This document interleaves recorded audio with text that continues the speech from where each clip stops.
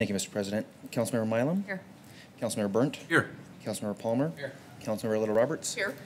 Councilmember Cavanagh? Here. Councilmember Borton? Here. And Mayor DeVeerd is absent.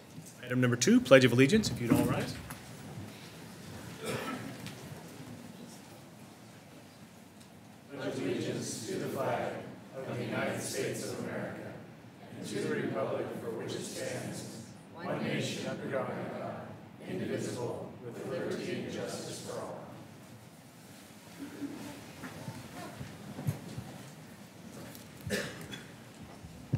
Tonight's community invocation will be led by Larry Woodard with the 10 Mile Christian Church. Larry, good to see you. Thanks for joining us tonight. Except for Luke, you look pretty good. Happy Thanksgiving to you too. Yeah, right.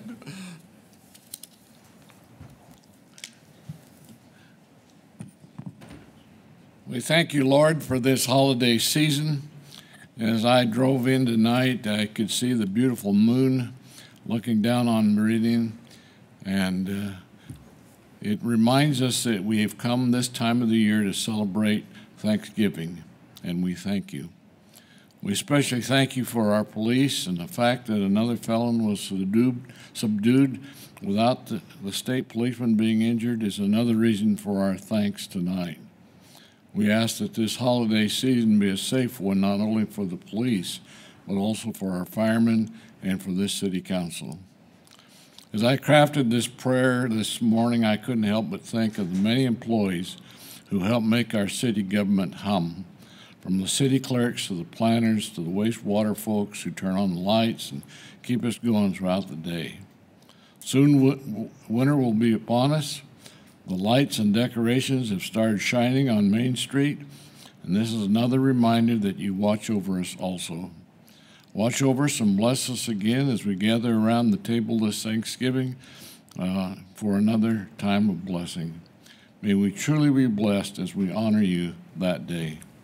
In closing, I ask you remember the many homeless people this year that turn to the rescue mission and other agencies who want to bless them for this time of the year.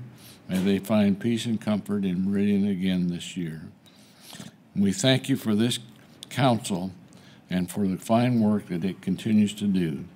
In Jesus' name, amen. Amen. Thank you, Larry. You bet.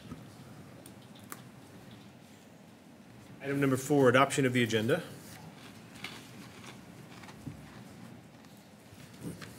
Mr. President, Mr. Cavanagh. I move we approve the agenda as published. It's moved and seconded to adopt the agenda as published. All those in favor say aye. Aye. Thank you. Item 5, future meeting topics. Mr. Clerk, anybody signed up?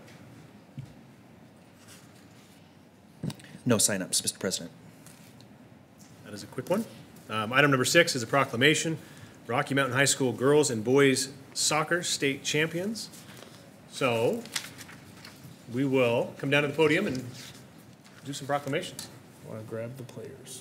We're going to start with the girls soccer team.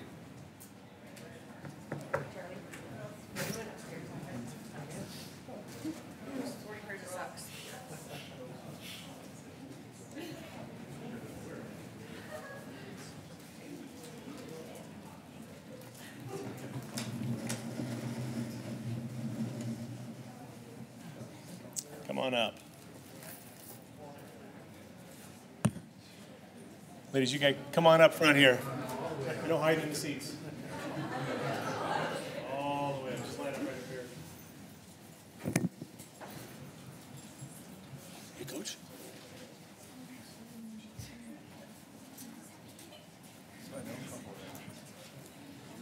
You know, it's a good sign for a high school when your proclamations of state championships stack up and pile up.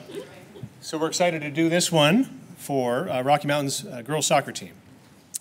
Whereas being a Rocky Mountain soccer player is more than scoring goals, making assists, stealing the ball, and achieving a state title.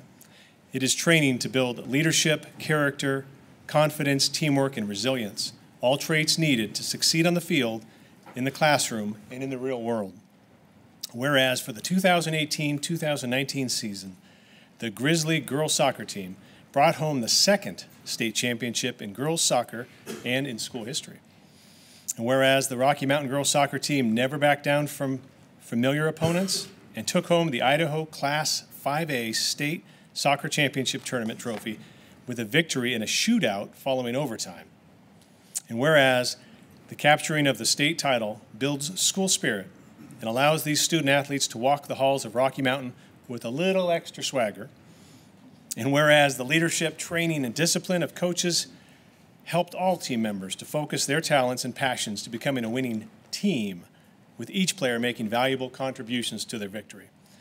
Therefore, I, Joe Borton, on behalf of the Mayor, Tammy DeVeard, President of the City Council, do proclaim November 20th, 2018, Rocky Mountain Girls Soccer State Champions Day throughout the city of Meridian.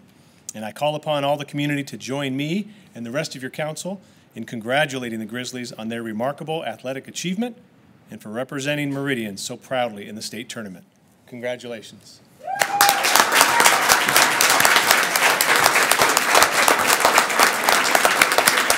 Coach, you want to come forward? Say a few words. Introduce the girls. Let me introduce the girls where they can. Thank you. On behalf of Rocky Mountain High School and the girls soccer team, I'd like to thank the Meridian Council and Mayor DeWeard for this honor. And I'd like to especially give credit to the girls that participated and brought home the state championship for Rocky Mountain and for the city of Meridian. Thank you very much. Introduce yourself, your class, and your position. Sure. Yeah, right up to the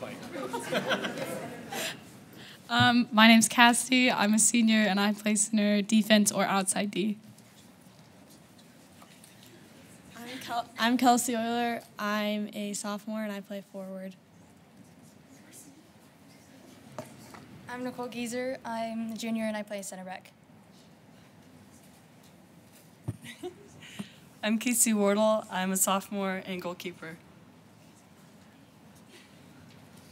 I'm Larissa. I'm a sophomore, and I play forward.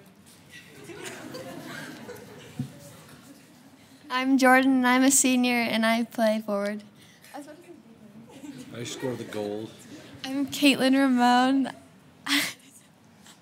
I'm a senior, and I play defense. I'm Bryn McGarvey. I'm a sophomore, and I play mid. I'm Mandy. I'm a junior, and I play defense.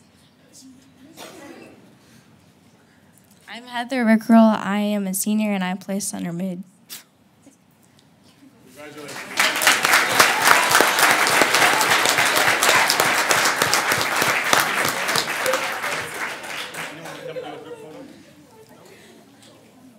Picture time? You guys want to scooch over that way? You can get a group picture. Get in there, coach. Here, you guys got to scoot over. Come here. We're going to raise you. Oh, that is hilarious. So different. Oh, is that right? There you go. There we go.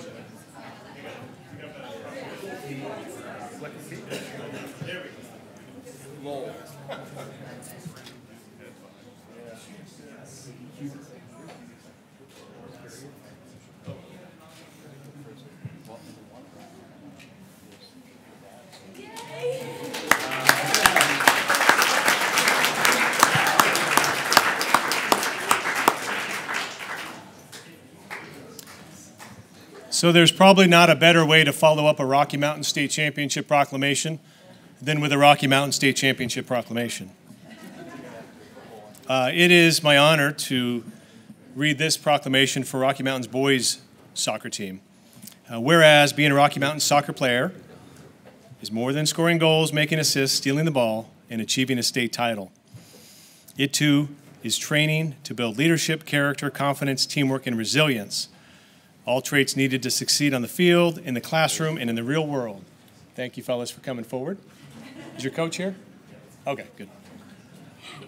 Now, whereas Rocky Mountain Grizzly boys soccer team won a regular season league title, the program's first district crown, the first state title, and an academic state championship as well. And whereas through their strong desire to exhibit excellence in all they do, their hard work and effort resulted in an overtime shootout victory to win the Idaho Class 5A Boys State Soccer Championship Tournament. And whereas capturing the state title builds school spirit and allows these student athletes to know that they are champions, something that can never be taken away from them, providing a place in the history of Rocky Mountain High School. And whereas the leadership, training, and discipline of coaches helped all of these team members to focus their talents and passions to become a winning team, with each player making a valuable contribution to their victory. Therefore, I, Joe Borton, President of the Meridian City Council, on behalf of our Mayor, Tammy DeVeard, and the rest of your City Council, do proclaim November 20th, 2018 as Rocky Mountain Boys Soccer State Champions Day in the City of Meridian. And we call upon our entire community to join all of us in congratulating these fine Grizzlies on their remarkable athletic achievement and for representing Meridian so proudly in the state tournament. Congratulations.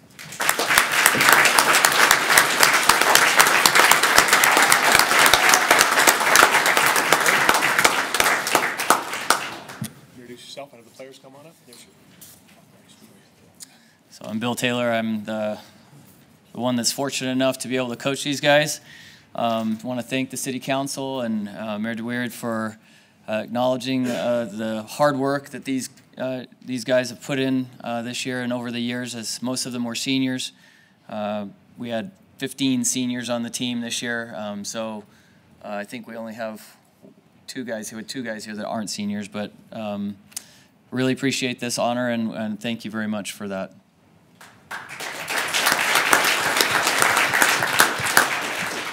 I'm Gavin, I'm a senior, and I play midfield.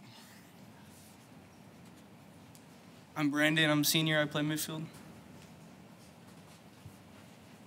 I'm Christian, I'm a senior, and I play midfield. Also Player of the Year. I'm Keegan, I'm a sophomore, and I play outside back. I'm Peter, I'm a freshman, and I play center mid. Represent. Pablo, number 7, senior, and midfield. All right, I'm Brogan, I'm a junior, and I play center back.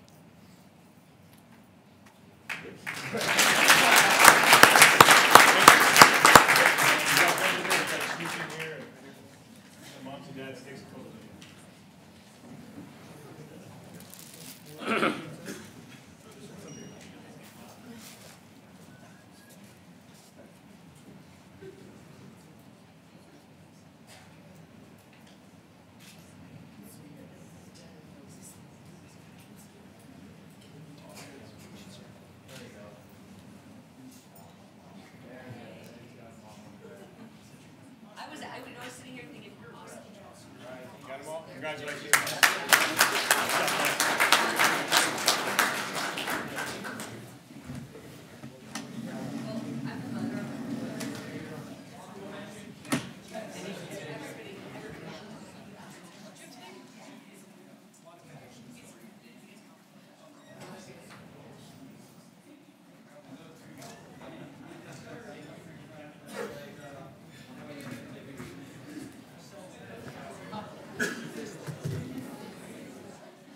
Impressive.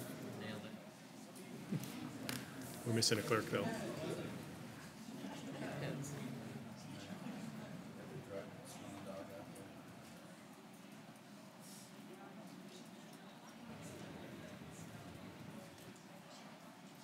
Thank you, CJ, for doing that. Appreciate it. Item number 7, the consent agenda. Mr. President? Mr. Kavanagh. I don't see any changes or additions or removals of the consent agenda. So I move we approve the consent agenda as published for the council president to sign and the clerk to attest. Second. We moved and seconded to approve the consent agenda as published. Mr. Clerk, will you please call roll? Thank you, Mr. President. Councilmember Mylum? Aye. Councilmember Burnt? Aye. Councilmember Palmer? Aye. Councilmember Little Roberts? Aye. Councilmember Cavanagh? Aye. Councilmember Borton? Aye. Item number 8, there were no items that were moved from the consent agenda, brings us to tonight's action items. First item 9A is a continued hearing from November 7th, 2018. There's a request to continue it. Perhaps, Caleb, you might open this one off with an explanation. Sure, Mr. President, members of the council. The applicant's representative, Becky McKay, is here today, but the applicant, the owner of Butte Fence, is actually out of state right now and has requested some additional time to, I believe the date, December 11, to bring this back before you. That'll give us a little bit of time to work together. I know legal staff this last week did work on a draft agreement for providing water and sewer hookups, but we are hoping to get some updated plans that address some of the concerns related to design and land use, just to make sure we're on the same page with what they're proposing out there is in general conformance with the comprehensive plan and some of our codes. So they're out of town right now is the short answer. So December 11th is the request. Okay. No concern from staff making that continuance? No, and in fact, we support that. So again, it gives us some additional time to make sure all the T's are crossed and I's are dotted. So December 11th is the workshop. Is that the intent, to put it on the workshop, or? I guess that's your discretion. That's the date that the applicant or the requestor provided to us. So it's not a public hearing, so you could potentially do it at a workshop. But if the 11th is full, or you want to do another date, that's Council, what's your pleasure? President, I don't have any issues with this having it on a workshop because there's no public hearing. The applicant's okay to take a break from their workday to come be in front of us. I'm supportive of that. Yeah. So, Mr. President, unless there's any opposition, I'd move that we continue item 9A to December 11th, 2018. Second.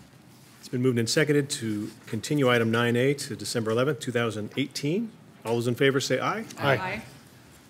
Motion passes. December 11th it is. Thanks, Caleb.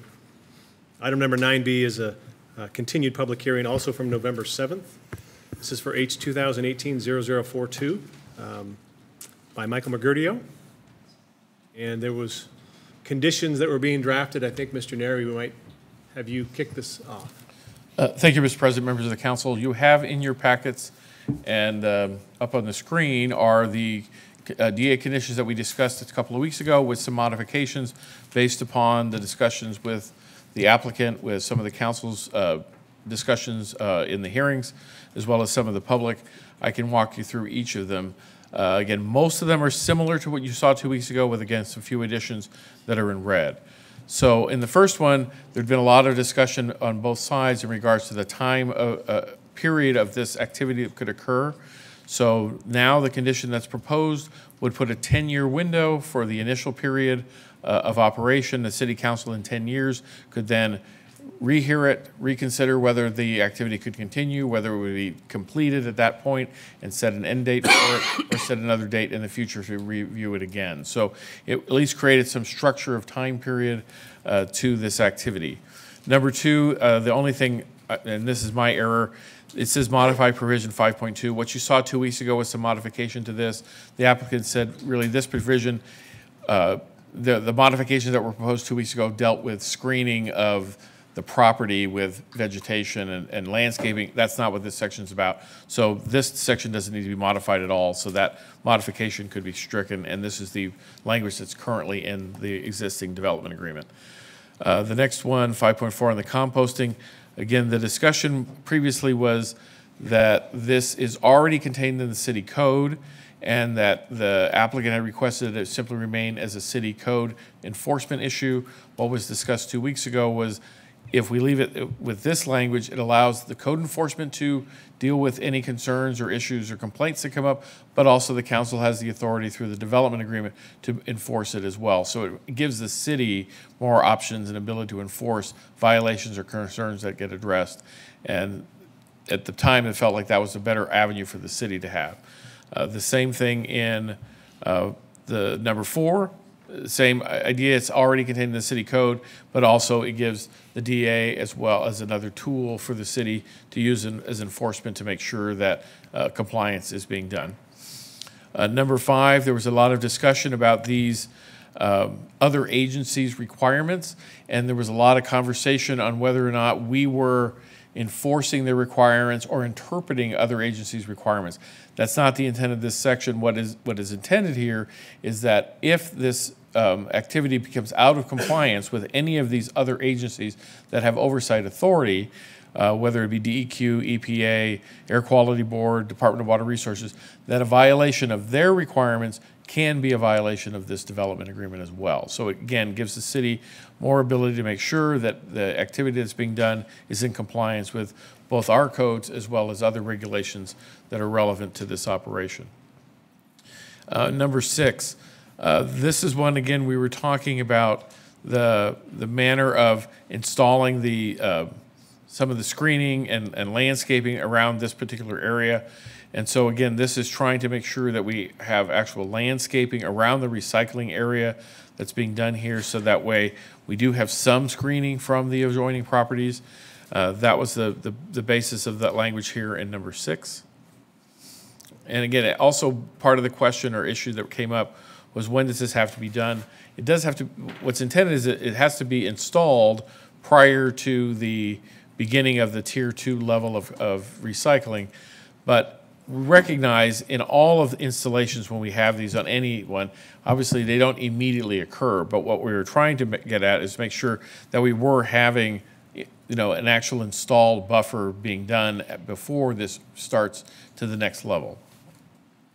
Number 7, there was a lot of conversation about both the dustless material and where it should be the most appropriate. That's what 6.5.6 is about, where the dustless material needs to be around the recycle area and the retail area of this facility. The other stuff that was originally going to be deleted because it felt if we were going to have paved area, then we wouldn't need all of that. Most of the discussion about the water was related not just to dust abatement, but also to fire suppression. So we left that part in, so there was still a requirement for the water abatement as well as fire suppression, and that there are alternative ways of, again, creating a dustless surface with a variety of different types of treatments that don't all require paving, but do create a less dusty environment. Number 8, again, because it's now captured in number 1, number 8 isn't necessary anymore. This was the sunset provision. It's changing some of the language in that one. The pond, there was a lot of conversation that most of the pond here is runoff. It's not intended as a standing water pond. It still does require under our UDC to make sure that it doesn't remain as a mosquito breeding area, but it can be abated through drainage, through other means, through evaporation. It doesn't always have to be, you know, again, you want to treat ponds with aeration when they are standing 24/7 throughout the year. That's not the intent here. It just, again, our code requires at least you make sure they don't become a mosquito breeding area. The next area was about equipment, and there was some mix-up between equipment regarding vehicles versus equipment. And there was a lot of discussion on the prohibition as it was currently drafted 2 weeks ago may have been interpreted to prohibit any types of vehicles on the property. That clearly wasn't the intent of the city. It was trying to narrow the focus to, again, this is equipment related to the recycling in the recycling area of the property. And again, not within abutting residential districts of the city. The next area, this one, again, part of this solid waste provision is already in our code, so there are things that may be applicable to this site, but also some of the material that is used for recycling is related to this type of material. So it's trying to make sure we don't mix up the two, because obviously some of the material that you would create to create composting can be considered waste in other contexts. So obviously we're going to regulate the activity on there and not prohibit it through another code section. One of the questions in the next provision, number 12, clearly burning and incinerating is not going to be allowed. One of the issues that came up on burying them is that, again, you're talking about composting material which you then apply to the ground. So we didn't necessarily want to prohibit that activity, but what this area of their code deals with is burying garbage. And we're not talking about garbage, we're talking about compost. So we wanted to try to separate those two concepts from that. And then number 13 was captured in the previous number, I think it's 5. Yeah, number 5. So number 13 there was captured number 5, so it was repetitive, so we took that out. All the other requirements below, again, in this note, were required in number 5. So again, they seemed repetitive. So I did prepare this, send this to the applicant. They are in agreement with all of these conditions. Again, this is all tonight for the public that's here as well, was to discuss these conditions only. If the council wants to modify these conditions, you certainly can. If you want to add more, delete more, whatever you wish to do. And then our expectation, once we have finality on the conditions, is then we will bring back a final document that has all the findings, facts, conclusions of law, conditions, all contained in one document for approval at a future meeting. Is there any questions? Thank you, Mr. Neri. Council, any questions of legal?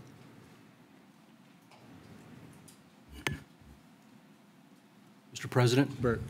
The only question that I had, I think it all looks great. But it's the same quasi concern that I had at the last meeting, was in number 4 when it spoke about, if you can go to number 4, I think there's a sentence in there that's somewhat redundant. It says the recycled materials, comma, both before and after processing, comma, may be stored on the recycling property. And I think there should be a period there, because and on the balance of the property. And so I think that, and the balance of the property can be somewhat confusing as, you know, as it relates to all of the property that exists in that area. So if they're covered right where it says on the recycling property. If that's all they're wanting, if that's the property that we're talking about, then there shouldn't be a need for a balance of anything else. I just think that causes a little bit of confusion. Mr. President, members of the council, Councilmember Burt, probably the one provision of that we may want to capture separately is after processing. Because after you process the material and now you've created compost, you're going to use it on other portions of your property.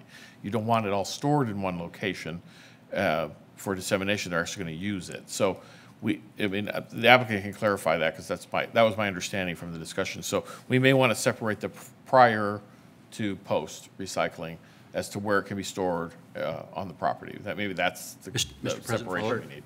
And I don't have any problem with Mr. Mergodio using, you know, his compost to use on his, you know, with his farming at all. I mean, I think that's what they've been doing for years and years and years, and I don't think that there's anyone in this room that has any issue with that at all. It's just the storage of it outside the bounds of what we're talking about. I just think that's just a hair confusing. So if we can fix that, I think it's, other than that, I think we're good. Council, any other questions before we start the public hearing? No? Chief Levy? Butterfield, anything you have to add at this point? He's giving you a shot. You don't want to hear from me. Okay. I have nothing to add. Okay. We appreciate your brevity. Yes. Okay. Anything for fire? Okay. Well, we'll begin the public hearing with sign-ups, Mr. Clerk. Oh, the applicant. Good Lord. With the applicant. Please come forward.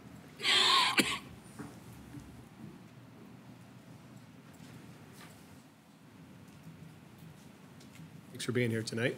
Appreciate it. Council members, thank you for having us again tonight. It's a pleasure to be before you.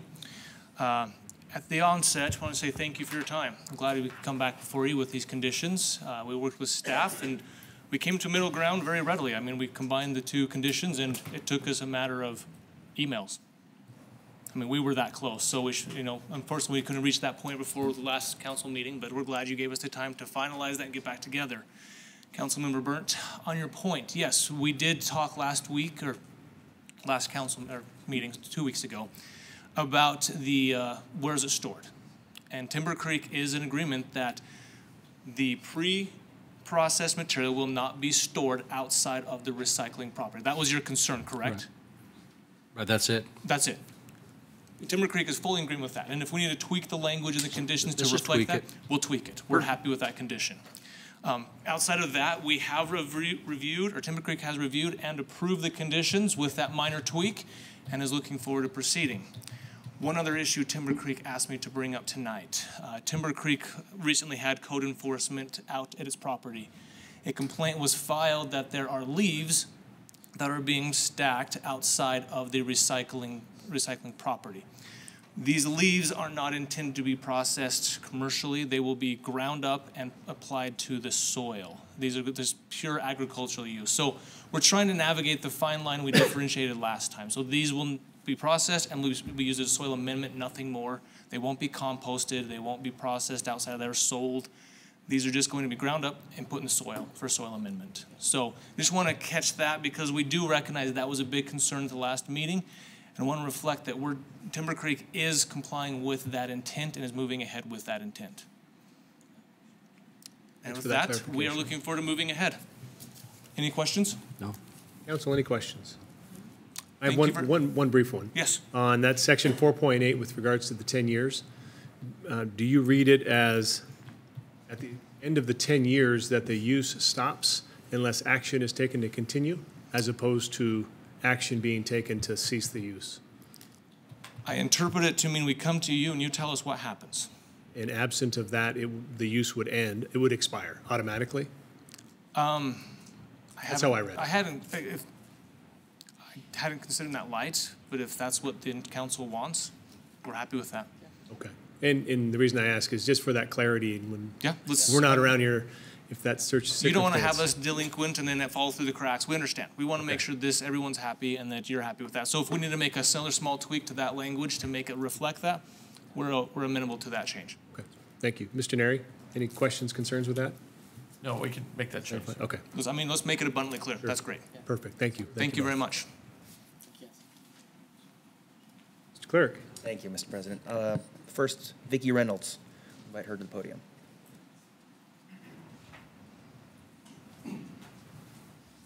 Thank you, Vicki, for being here tonight. Good evening. My name is Vicki Reynolds. I am residing at 7838 South Tranquility Lane, Meridian, Idaho. My property backs up onto the pastures of Mr. McGurdio, and I too have the exact same questions as Councilman Byrne. My major concern tonight is that section 4. It says on the balance of the property, which is the property right next to my house and impacts the value of my house if it's allowed to continue onto that. As to the leaves that he's just referred to a moment ago, I believe there's pictures somewhere, if you can put that up for me.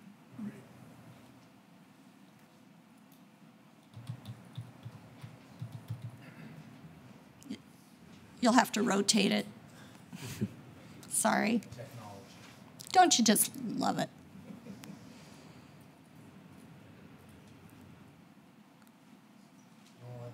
Doesn't want to let you rotate it, does it? Okay, I'll tell you. Yeah, look at it a little bit like this, if you would, please. And you can see these leaves and the other material up there. It's in the same line as the recycling material. Here are the trucks dumping it. I want to encourage you to follow up with Councilman Byrne's concerns and to make sure that it's very clear where that recycling is taking place and where the farming is taking place. This, he says, is the farming recycling, or not recycling, but it's not real clear in this document how we tell that. And that is very disturbing at this point. Moving on to the section that has the landscaping information on it. I think it's section 6-ish. Last week or 2 weeks ago, we talked about the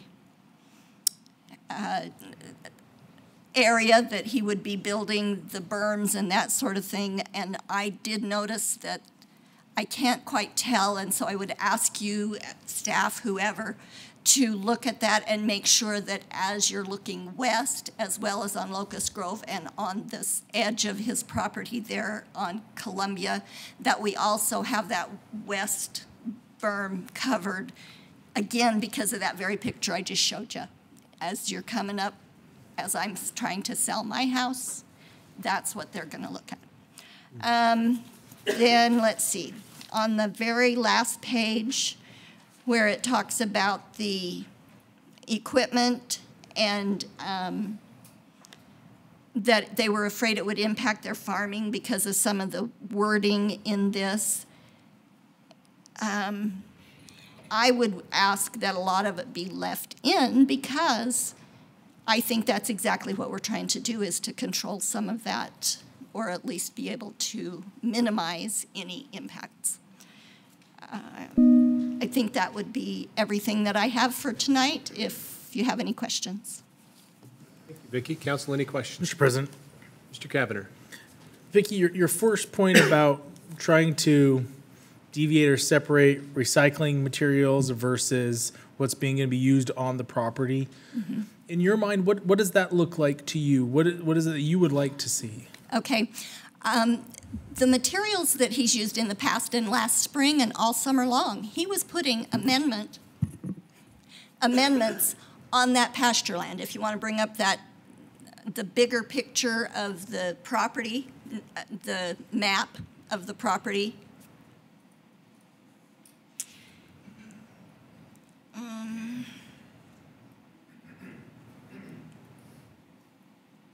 Okay, you need to pull it to the west to see my property. Yeah, move it over a little bit. Okay, the area here that is his recycling area. Then over here, all summer, he's been putting amendment on it. And it looks like manure. It smells like manure. It's farming amendment to his property. Go for it. What he has on there right now that was in that picture that I just showed you is raw leaves, is what's being readied to process to make the compost. So to me, he is outside of his boundaries with the raw materials because the leaves are what his raw materials are made of to make the compost. Do you see where I'm going? Mr. President. Yeah, Vicki, I'm sorry, I don't. If he's going to ground up the leaves and use them on his land, then isn't that what he's using for his property? And wouldn't that be acceptable? Once it's ground, go for it. But my fear is that he is beginning to put raw materials into the area of the pivot line instead of what is considered processed amending material. Materials, okay. Did that help? It does. You're still confused. Well, no, Mr. President, I'm not confused as to that particular piece. I guess what I was hoping to get from you is, from your perspective, what you would like to see done to be able to, for you to have confidence that that they're going to be separated. Okay. In this amended DA, I would like it to say very clearly the difference between the recycling property and the farming property.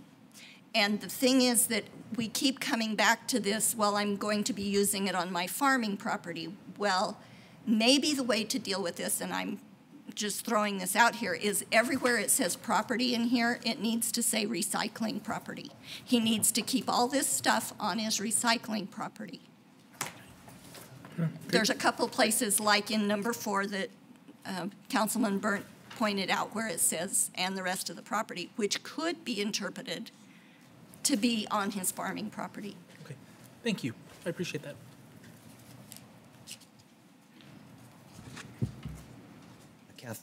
Kathleen Britt.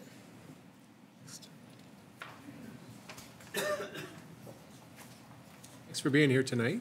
If you could start with your name and your address, please. Okay. My name's Kathleen Britt, and I live at 8250 South Jardine Lane in Meridian, zip code 83642. So I found myself in a quandary tonight signing up for whether I'm for or against, so let me state my position. I'm for provisions to the extent that they move us towards the required CUP to provide protections, and I'm against anything that falls short of that. I feel like here we all are yet again tonight for another hearing to consider yet another set of new conditions and provisions. We keep showing up, everyone keeps talking, we keep on taking apparently endless runs at indefinite set of options, seemingly before us for some goal that seems to have been lost sight of. Regarding the new conditions and provisions for tonight, let me say they still do not bear any resemblance to your comprehensive plan. They're still not in compliance with the city's code, zoning ordinances, and Idaho laws. The council continues to ask for its own experts to make recommendations and then continues to disregard those, and ditto for the public input.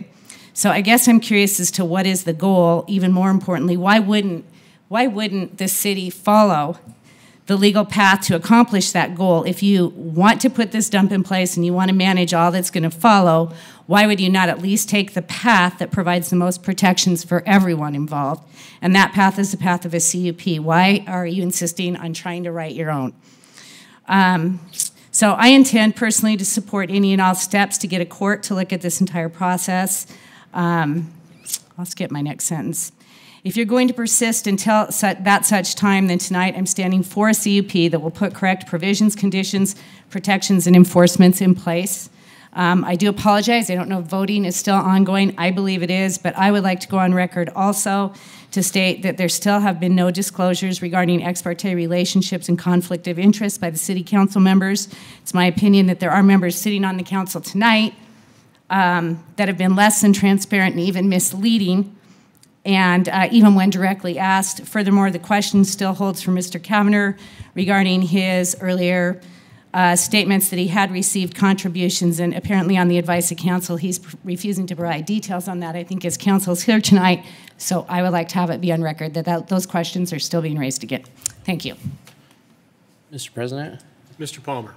I mean, multiple times this has been brought up, but I'm more than, I mean, my name was brought up last time, Councilman Kavanagh tonight. I don't know any of us who are hiding any information. I'm happy to answer any kind of question about any ex parte accusations that there may be out there. We're being accused of being silent on them, but I'm asking for what am I accused of so that I can tell you what happened. Are you asking me a question? Yeah, do you have something about me that I can answer? And then maybe anybody else?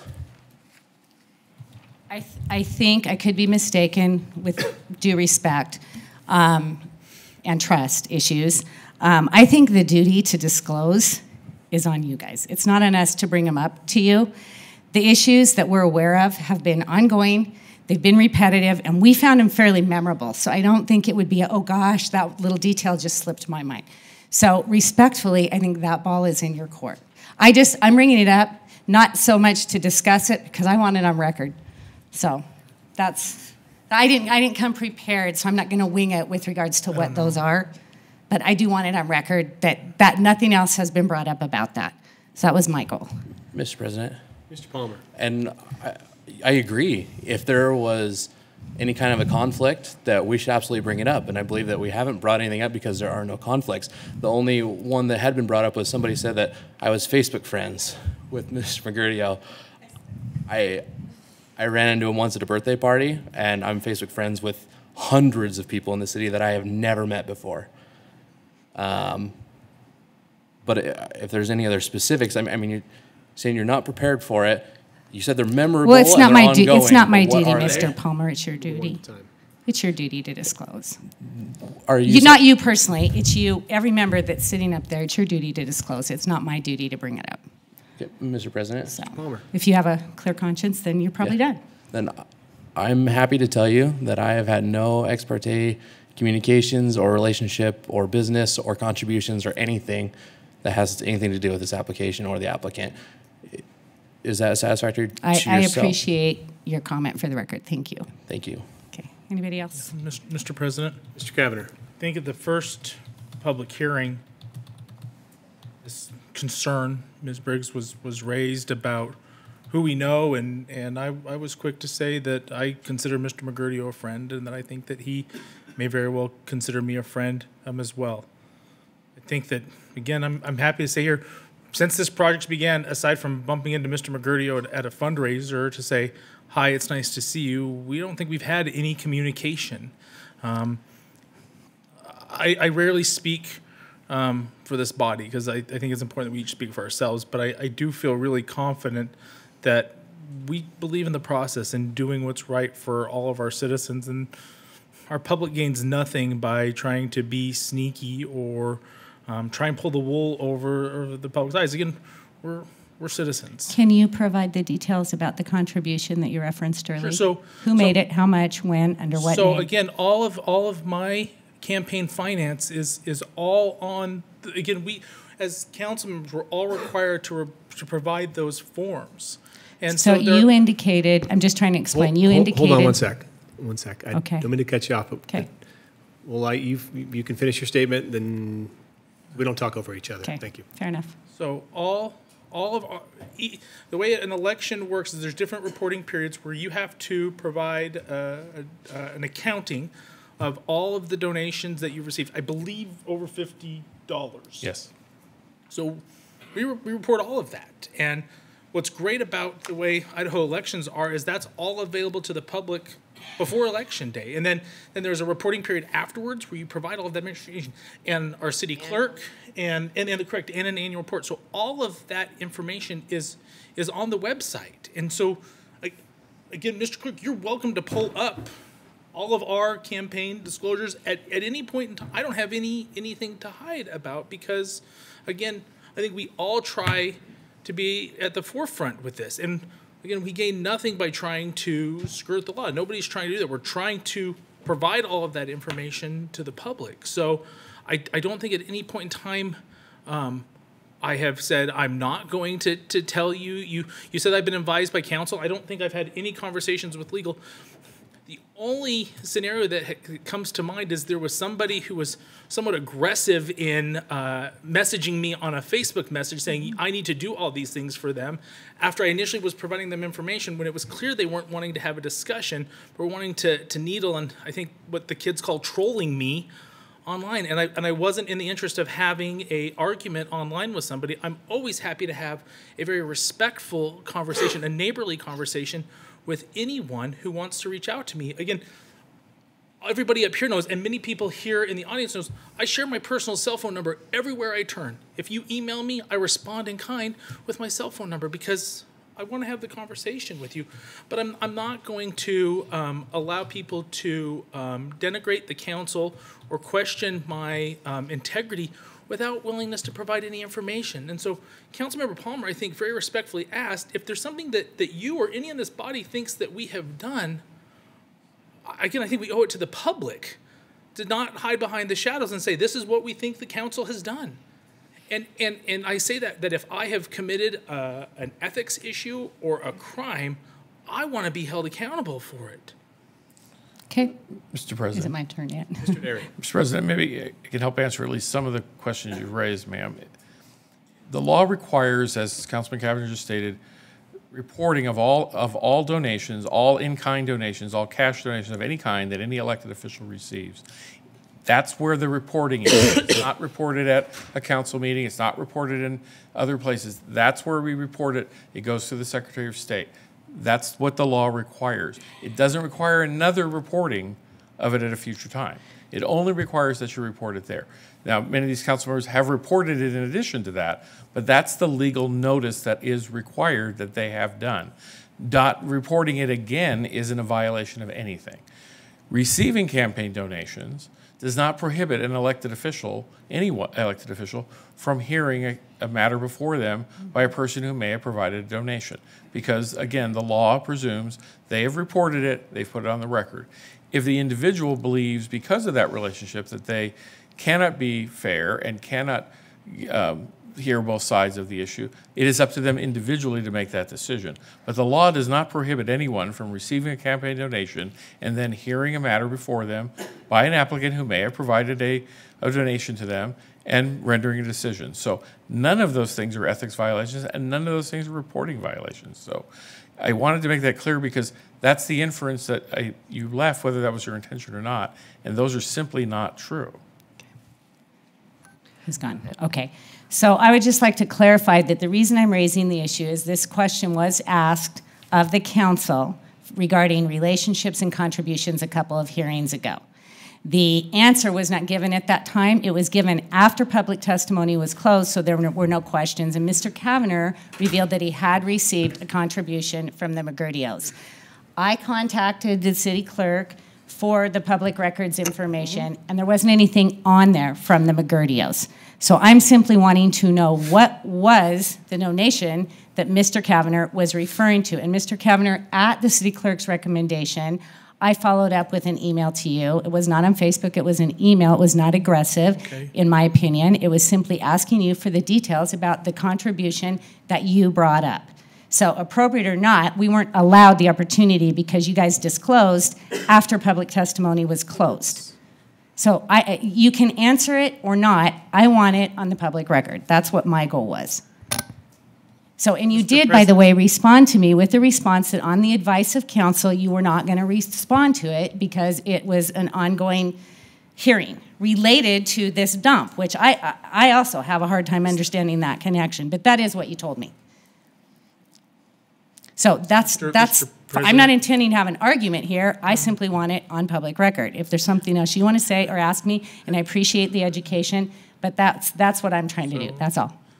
Mr. President, I don't know if there was a question in there, but again, 100% of all of my campaign donations are on the city website, available for all the public to see.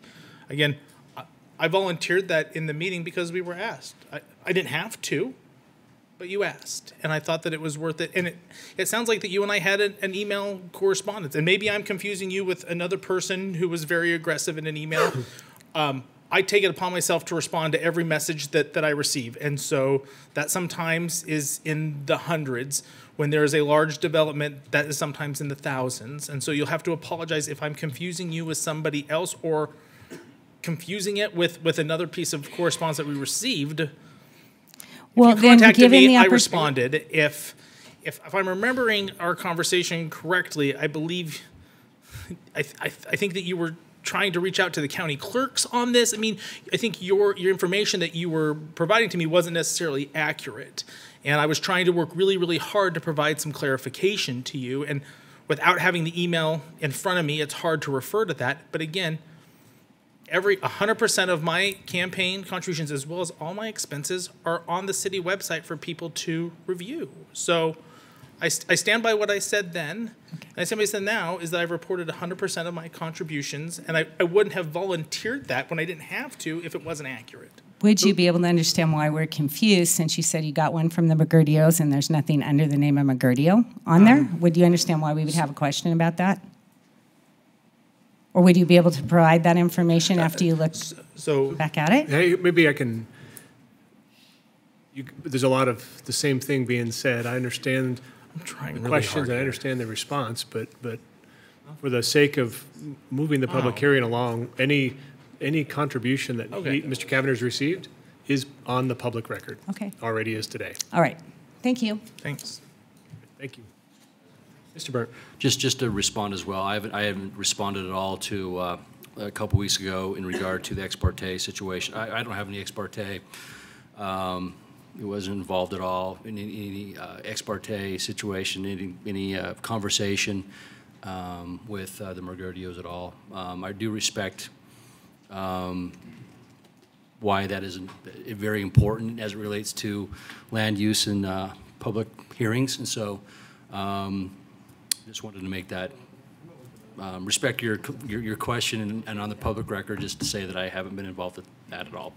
One last thing, though, and I've said it a lot, and I echo what Mr. Kavanagh has said. Anytime anyone wants to get a hold of me, cell phone 208-409-7400. Feel free to call me anytime. My email address is tburnt@meridiancity.org. Feel free to email me anytime. I believe in full transparency at all times, and I appreciate the public wanting that transparency as well. I expect that of my public, elected officials as well. So feel free anytime, any place. If you want to meet for coffee or lunch or whatever, would love to do so. We do on a regular basis. Thank you, Mr. Burt. Any other? I've had no communications either, nothing ex parte, so. Any other comments? Mr. President. Yes. While we're at it, I am Facebook friends with several in the McGurdio family, but yes, I've had no ex parte conversations or any type of communication directly. Mr. President, I guess we're doing this again. I thought we did this meetings ago. I am Facebook friends with Mike McGurdio, and I've not had any ex parte communications. I've known him through work at the city. I've been out there to tour the facility, but prior to this ever being an issue, I think that all of us over-disclose on a regular basis, and it's, yeah, being told that we're lying and without any basis to go on is a little hurtful. So we disclose when we don't even need to, or withdraw. So anyway, Mr. President, just one additional comment. City council is a two-way street, right? Public elects us, we serve at their pleasure, and it's natural for you have members of the media here to be a watchdog, to pay attention to the council is doing in case you're not here on a weekly basis. And honestly, I appreciate a skeptical public.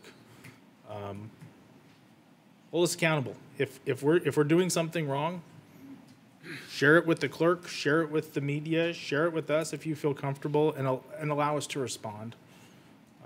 I believe this council works really, really hard to do the right thing, and to Councilmember Milam's point, really tries to over-disclose because, like many of you, we're citizens and would expect the same of our elected officials. So, to Councilmember Burnt's point, happy to meet with you to address it personally or however you see fit. Thank you. Mr. Clerk, we will continue the public hearing. Yeah, very good, Mr. President. Next on the list is Patty Hagler. Thank you, Patty, for coming tonight. Please start with your name and your address. Yes, Patty Hagler, 7200 South Locust Grove, Meridian. Mike has made comments at neighborhood meetings and in this hearing that he's willing to do whatever is needed to mitigate the neighbors' concerns. However, this proposal is not consistent with that. Much of the staff language that was in the recommendation of the original proposal has been either changed or deleted. He was really unwilling to abide by a termination date. I appreciate your asking for that to be an automatic date. He really wants it to be open-ended, which is why he keeps having the renewal language. And as we discussed at the last hearing, the McGurdios already have control of the residential development within 1,000 feet, and they can only terminate that industrial operation. He's unwilling to surface all of the driving areas with dustless material. He's added in there that's only going to be the entrance surfaces now. He removed the language to assure that waste wouldn't be blown, washed, or carried to adjacent properties. He's only willing to set back equipment 300 feet from the residential property that is in the city of Meridian. Again, that's the McGurdios. So another tactic gives them complete control. In fact, this single proposed clearly exposes Mike's intent that drives all of his actions to date and will drive all his future actions. He doesn't respect the rights of any other property owners, nor does he respect the planning and zoning code of Meridian City. That is why there's no way to avoid conflict if Mike is allowed to continue this operation. He believes he has the right to have complete control of the entire residential area and to operate however he chooses to maximize his income. He's unwilling to agree to not bury trash. As you've seen on the picture, can we have the picture of the trash trucks, please? As you've seen on the picture, we've got trash trunks emptying waste in the middle of an open field, which is outside of the recycling property. And I agree that this has to be defined as all pre-processing and post-processing material has to be stored on the recycling property. Otherwise, this is just an open-ended conflict thing again, where anytime he wants to do this, he just says, oh, this is for my farm. Well, who's ever going to monitor that or check it? Who's ever going to know? The landscaping proposal that he proposed is really just a facade to appear that he's concerned about visual and noise pollution. There's no way any landscaping can be dense enough year-round or tall enough to block the view of his huge trash piles on a hill that's above the roads or to mitigate the industrial noise that rattles pictures on the walls of the neighbors. he removed the language that screens the view of these huge trash piles. So now he's not willing to screen and block that view. He completely removed that language in this version. And also now we're going to wait to install any noise mitigating landscaping until he gets the Tier 2 permit. So in the process of doing that, I don't know how long that's going to take, but he doesn't have any noise mitigation. One property owner doesn't have the right to override the rights of the other hundreds of other property owners. Please do not approve this without sufficient conditions to mitigate all of the pollution of the environment. Thank you. Thank you very much. Council, any questions?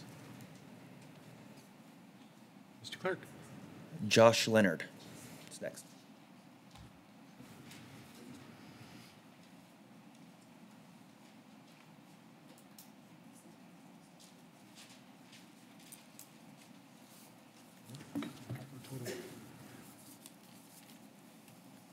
Good evening. Please state your name and your address for the record. Absolutely. Before I start, Mr. Council President, I represent several of the people in the audience and would ask for the 10 minutes it's afforded. I can give you names of those individuals if you'd like to mark that so that they don't double testify.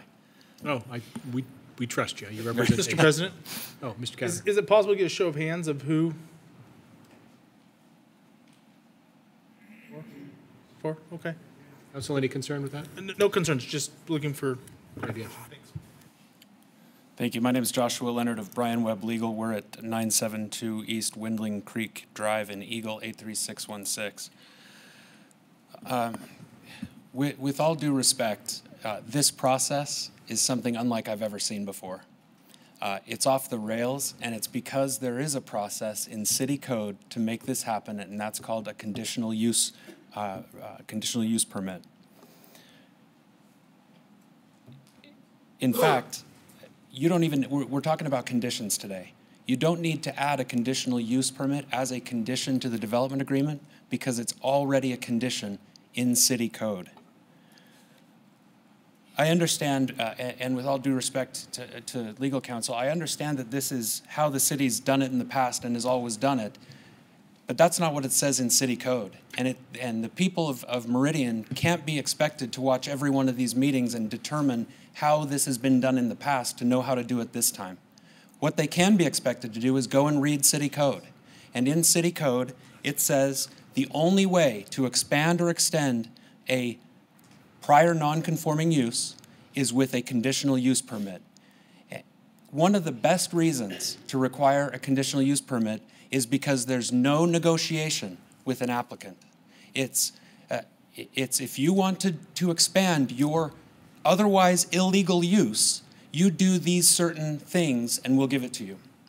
I thought it was really interesting going through Applicants Council's memo back to the City Council. As to the first new condition, applicant opposes. As to the third new condition, applicant questions. As to the fourth new condition, applicant objects. As to the fifth, applicant objects. As to number 7, applicant is opposed. As to number 8, applicant objects. As to number 9, applicant objects. As to number 10, applicant objects. If this is so objectionable, what's in city code, the applicant shouldn't be doing this in a residential zone, period. If he wants to do it, he complies with the conditions. Otherwise, there's no way for him to do this legally. A DA, a development agreement, is a contract between the applicant and the city. That's all it is. It's a contract. By amending the terms of that contract, it doesn't change what city code says. You can't contract out of obeying the law. It is required that the applicant get a conditional use permit and that it include the conditions that I put in my memo prior to the last public hearing. What I'd love to have happen today is for somebody to stand up, hopefully staff, and say, you know what? We've done this the wrong way. Let's go back and let's require a CUP like we're required to in city code. If that doesn't happen, it's my belief that we're going to be back here in 6 months after a judge tells us that you're required to get a conditional use permit. At great expense to all the parties involved, at great loss of time, and just the uncertainty of all of the neighbors while the applicant grows his business and wastes money growing a business that it's my belief will at the end of the day be required to obtain a conditional use permit.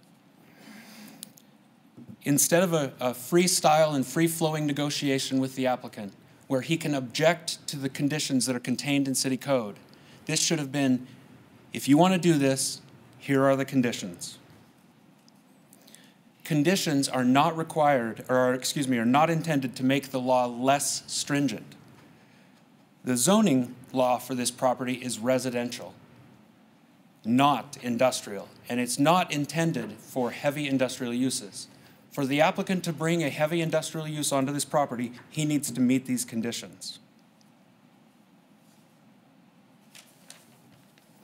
I'm going to go through a couple of the conditions just really quickly. The hard deadline that was put forward was objected to by the applicant because in the applicant's memo he said council already indicated that they would allow this without a hard deadline.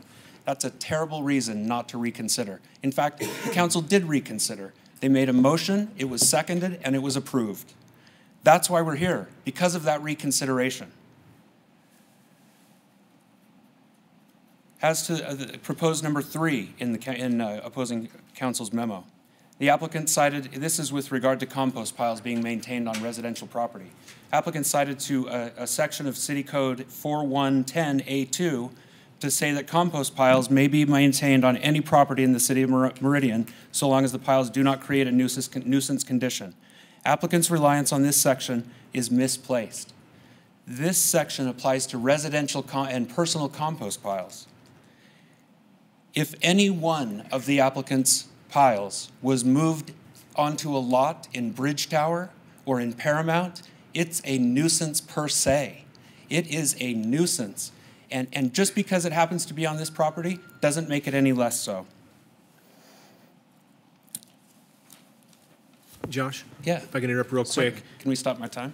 Are you focused on the conditions and the position of the parties back during that letter as opposed to the position of the parties, or at least of the applicant today with what's on the screen? Mm-hmm. A little bit, but I'll tell you with what's on the screen, and I definitely am going to get there in talking through these different things. There is what I saw in what's on the screen is caving to the applicant in a lot of different ways, and I'll start going through those. The first of which is it's a hard deadline, but not a hard deadline. It allows the city to, at the end of 10 years, consider whether or not to continue it. Interestingly, there are 2 different provisions that govern the city's ability to review this use. One is after the initial period, this 10 years, and one is after the first renewal period, presuming that there would be a renewal period. At the end of the initial period, it doesn't say that the city can adjust or modify any of the conditions. At the end of the second, or at the end of the renewal period, it says, and the city may adjust or modify or add or delete any of the conditions. Without that there after the first one, I don't know that the city has authority because of this contract to adjust any of those conditions at the end of the initial period. With regard to paving and dust abatement, I'm going to come back to landscaping in a moment, I believe, but with regard to dust abatement, which requires driving surfaces, because this is a heavy industrial use in a residential area, it requires all driving areas to be paved, or at least coated or covered or surfaced. The applicant cited to 11.3C5B1, which is with regard to commercial areas, not heavy industrial in a residential area. I'm going to jump for just a second to the 300-foot radius. The concern here is twofold. The first and biggest concern is that this provision would do exactly what all of the neighbors feared it would, and that is it only applies to residential property. It only restricts the applicant's use of these industrial implements if they're within 300 feet of a residential area that's within the city of Meridian. That's not what code says. Code doesn't qualify it by being within the city of Meridian. Code says any residentially zoned area, period, or zone. It doesn't reflect that it just applies to citizens of Meridian.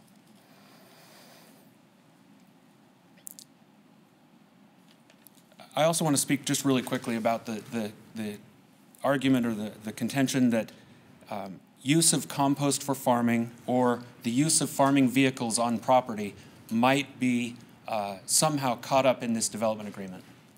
This development agreement and what should be a conditional use permit only apply to uses that aren't allowed as a matter of right on the property.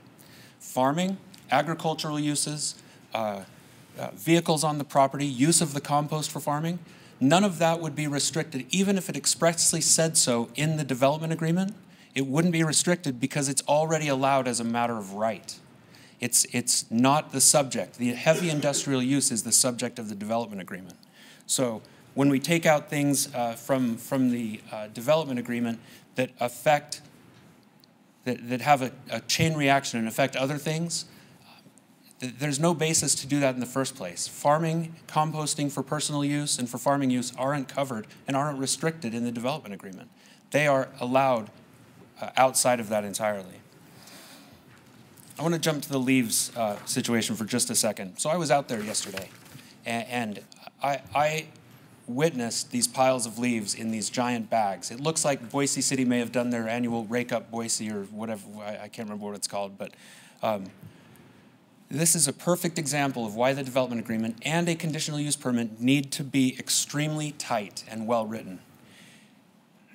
It's because the applicant will continue to use his farming operation and his agricultural operation to leverage his commercial operation and to excuse what he's doing on his commercial operation. These are not leaves from the applicant's trees and the applicant's friends' trees. These are delivered in huge Republic trash trucks. These are not just tiny little piles. These are long strings of dump after dump of piles. I also just really quickly, I've only got about a minute left, a couple of additional objections, and I appreciate the back and forth with Ms. Britt about disclosures. There are a couple of things that from the beginning, or at least from the second meeting, have bothered me about this process, and I wanted to share them. There have been council members that haven't been in attendance at some of these meetings and some of these public hearings, and it hasn't been mentioned. But when you come back after having been gone for a little while or been away and not been in attendance, the recommendation is that you make a record of being gone and state that you've caught up. Because there's no way for citizens to know that you went back and watched that or that you had have any basis to make a full and fair decision based on what happened while you were away. Just a recommendation. The other one, disclosures of friendship, I appreciate that, Councilmember Kavanagh. I absolutely do. The frustration is that you didn't do it while citizens could still speak about it and ask questions. It wasn't that you didn't do it. It was that you waited until, and admittedly, they didn't ask until during that question and answer period, or the comment period. But the concern was that it didn't occur early in the process. If I can, maybe just a paragraph. If you summarize. Thank you. Please. Just really quickly, I'm going to summarize by saying, the mayor said it best. She said, toward the end of our second of 4 hearings on this, if this were occurring in Ada County and the Ada County commissioners were imposing their will on the city of Meridian by allowing and authorizing this expansion of use, she said the people up here at the council members would be outraged. I don't know if that's true or not. I know some of you personally, but not very well. I've shaken your hand maybe at a parade or something. I don't know if that's true. I can tell you that the neighbors to this are outraged. And although they're not Meridian City, they're not Meridian City residents, they're residents of the state of Idaho, and they absolutely have the right to come and express their grievances here. I hope this doesn't end up at district court. If it's approved, please do it soon as opposed to continuing it or resetting it, so that if it needs to go to district court, we can get there and back and figure out where we're going on this. Thank you. Thank you, Josh. Council, any questions? Mr. President. Mr. Kavanagh. A couple things. Josh, appreciate, again, I think a very respectful dialogue. And I think your point about talking about missing a meeting and making sure that the council and the public is aware that we're caught up is something I 100% agree with you. I think maybe we just agree about the process and the timing of that. To me, I want to hear from the public first before we as a council discuss it. I want to make sure that the council and the public are aware of that. But agree with you 100%. Because you touched on some of the comments about comments from the council about disclosures, I guess a question has been brought up, and I think you are representing a large amount of members. The question about ex parte communication has been brought up, and I'm just curious. The previous testimony didn't want to share what those were. I'm hoping that you would at least let us know if you're aware of ex parte communication, if you could elaborate any further. Certainly. I obviously have a duty to my clients. And in this instance, what they've shared with me in confidence or in attorney-client privilege. With that said, I can tell you that the definition of ex parte only and this is, Mr. Maneri, you're going to have to correct me if I'm wrong. My understanding is the definition of ex parte means during the pendency of an action. The communications that I've seen, although they have been between members of the council and directly with the applicant and seemed pretty personal, I don't remember and I don't know if they had a date on them that I could look at to say that it occurred during the pendency of this action. So ex parte, were they communications outside the scope of this room? I think we all know you have lives outside this room, although some nights it may not seem like that. Yes, they were. But were they during the pendency of this action? I can't say that. I don't know. Thank you. Thank you, Josh. Mr. President. Mr. Burt. I just point of clarification, Mr. Mayor, maybe you can help me out. Just the 300, it's been mentioned a couple times regarding the 300-foot rule in regard to an industrial machine use within, that 300-foot range as it relates to City of Meridian area versus residential use. I mean, what exactly would be city code? Help me out with that. I'm sorry. Can I go ahead. Just really quick. I thought he was asking me. No, absolutely. I think he was, but I just want to point you. I just want to point you to the section I'm talking about. Okay. Number 10 in those proposed new conditions, toward the end of that, within the City of Meridian. Sorry, Mr. Neri. So, Mr. President, members of the council, Councilmember Burnt, in the first hearing on this discussion, that was a question that came up. All of our development agreements are related to activities that the city, through this contract, are allowing a resident to do. We haven't ever put a contingency in our contract that was contingent on another jurisdiction doing something, whether it's approving a residence, approving a business, approving an industrial park, or whatever. We haven't ever required that our approval of action or activity by a resident who has a development agreement would be hindered from doing it by another entity. So that Ada County or CUNA, Boise, whatever. So that's the reason it's written that way. If the council desires to do that, you can. The distance can be greater if you wish. The ability that it be any entity can be if you wish. That's totally within your discretion. But that's the reason it's written that way, is because otherwise you're putting the activity you're condoning in the hands of another entity that could then do something that would then prohibit that activity now. If that's what you wish to do, you can, but that's the reason we've always crafted them. That's only related to the city, what we approve, what we allow. And again, Mr. Leonard is correct, it does say residential, but again, the code was written when, again, this area that's on the edge of another city didn't exist. The reality is, again, in the majority of the city, you don't have these issues within the city. Right. This happens to be on the edge. But the reality is, again, it's always been your direction to a citizen that you're granting an activity to do, and is then governed by any decisions this board would make, not another board. Mr. President, Mr. Burt. Just one follow-up. Is this, and this is my own fault, I should have done my due diligence on my own part. Does this area of this recycling area that we're talking about, does it abut up against any other property besides the City of Meridian? Does it go up against Ada County or CUNA or any? It does. It goes up against, significant Mr. Burt, it does abut both on Locust Grove and on Columbia. Properties across the streets of those two streets are in the county. Okay.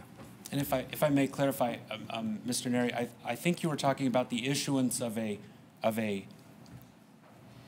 certificate of occupancy by another jurisdiction. In this instance, there's no action required by another jurisdiction.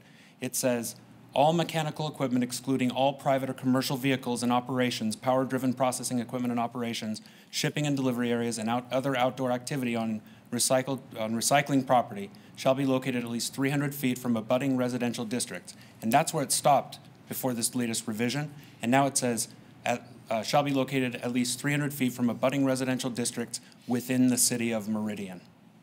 And that's the problem. There's no action taken by any other agency. It's just the fact that it's residential property.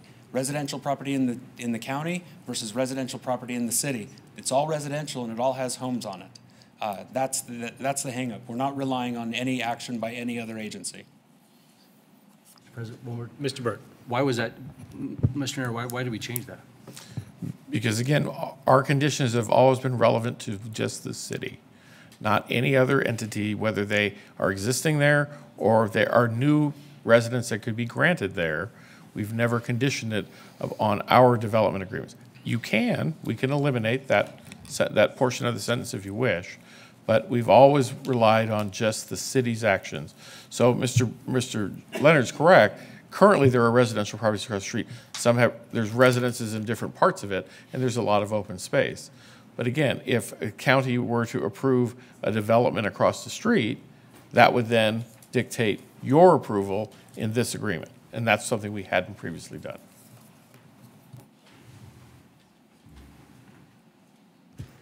Thank you, Mr. Neri. Thank you, Josh. Thank you.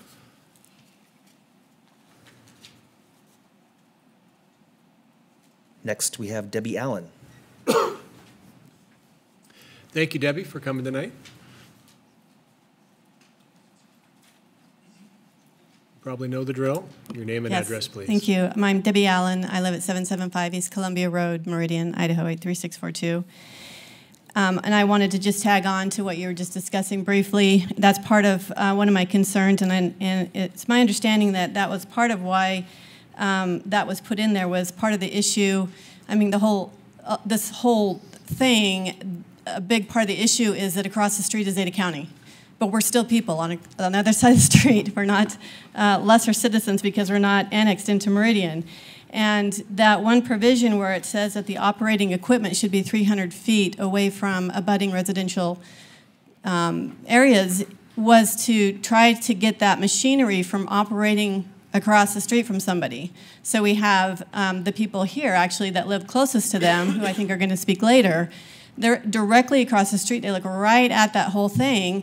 And it seems like, I mean, honestly, it just seems like common decency to protect them from having that equipment right across the street from them. So it's not a matter of governing Ada County on what they're going to do. It's a matter of asking Mr. Meridio to have some appreciation for his neighbors and to have his equipment at least 300 feet away from their homes. It seems reasonable to me. The other thing, and I talked to Mr.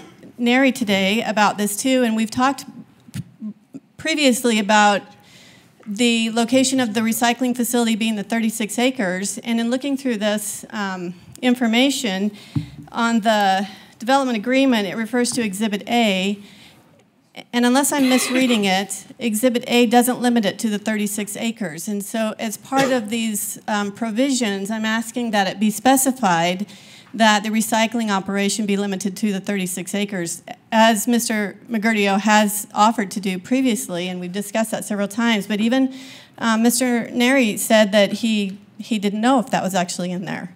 And so I'm asking you to make sure that that is specified and that that's in here. The other thing I wanted to ask you to approve is a 10-year maximum for this. As already been discussed, this is outside of what should be allowed in a residential zone, and I guess I'm just asking you guys to give us some reprieve from this whole issue. We'll have to go through it for 10 years, but can we please have a light at the end of the tunnel in 10 years? I also thought it was interesting, Mr. Meridian sometimes plays word games, I think. I have a picture for you.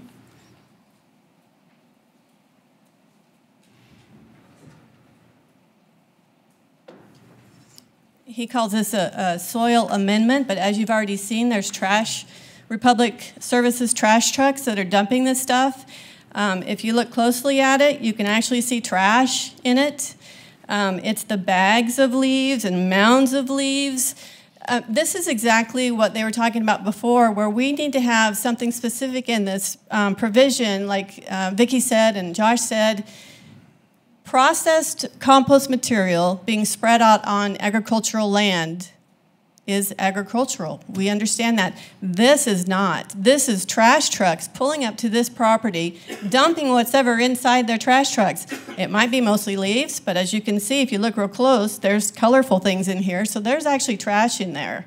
And that's a big concern for us, is that the language say that only processed compost can be spread throughout the property. And if you watch any farmer when they're putting amendments to their property, they spread it out. They take it out there and they spread it out. You'll see manure piles that are not piles like this, not mountains, but they're spread out with a spreader across the whole property. This is the same stuff that he would put on his recycle facility and process at some point. But I guess he just decided he wanted to put it here. And this was even after Councilman Byrne discussed this with him last time and specified that he needs to keep his piles on the recycled property. And it was last week that this whole thing doubled. So I'm asking you guys to approve the provisions and to take out the limitation of within the city of Meridian and to approve the staff recommendations as conditions for this project. Thank you very much. Questions? Any questions, council? Mr. President. Mr. Cavanagh. I don't know, and not necessarily a question for you, more for staff.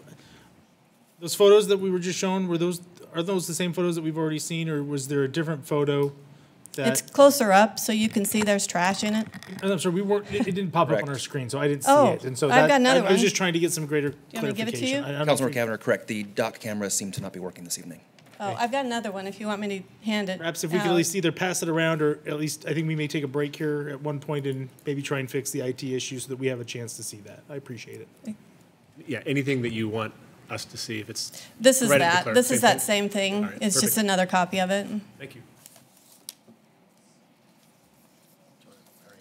Any other questions, Oh, council? no. Sorry, and Mr. President, just for Mr. Coles, I've got big IT issues with my machine. I don't know if we've got somebody from IT that may be able to help and resolve this at one point. There's no one from IT on the property at the moment. Do you mind if I mention one more thing? I'll be really, really brief. Certainly. Please, thank you. I did send an email, and I hope that you have it, and it's got pictures because it goes to the berm issue.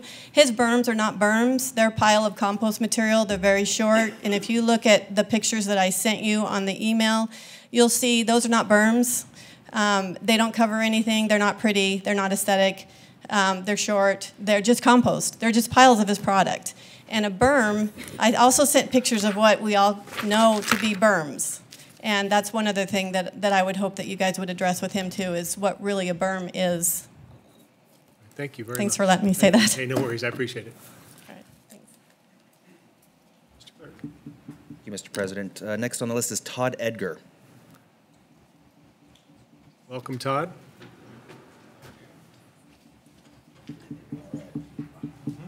Todd Edgar, 1410 East Gravel Lane, Meridian, Idaho. If you could get a little closer to the mic, people. Meridian, Idaho, 83642. So I'll probably just read right from this so I don't get too far off and Never Neverland with you guys. You're kind of hard to hear still. You got to get right in that mic. Right.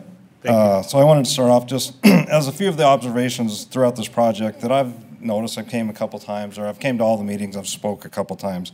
Number one, with the initial meeting, staff recommends to not approve this for various reasons, the biggest one being that this is an industrial site in an R4 zone. You guys are very aware of that. Staff recommend denial. You guys, didn't listen to staff there. multiple neighbors also stood up, proposed the facility based on health concerns, increased noise, increased traffic, decreased property values. And the quality of life out there is going to be less with the dump being imposed into the neighborhood there. So again, this was all brought up in the first meeting. City Council ignores all these inputs of the neighbors and approves without any consideration to the recommendations from the neighbors.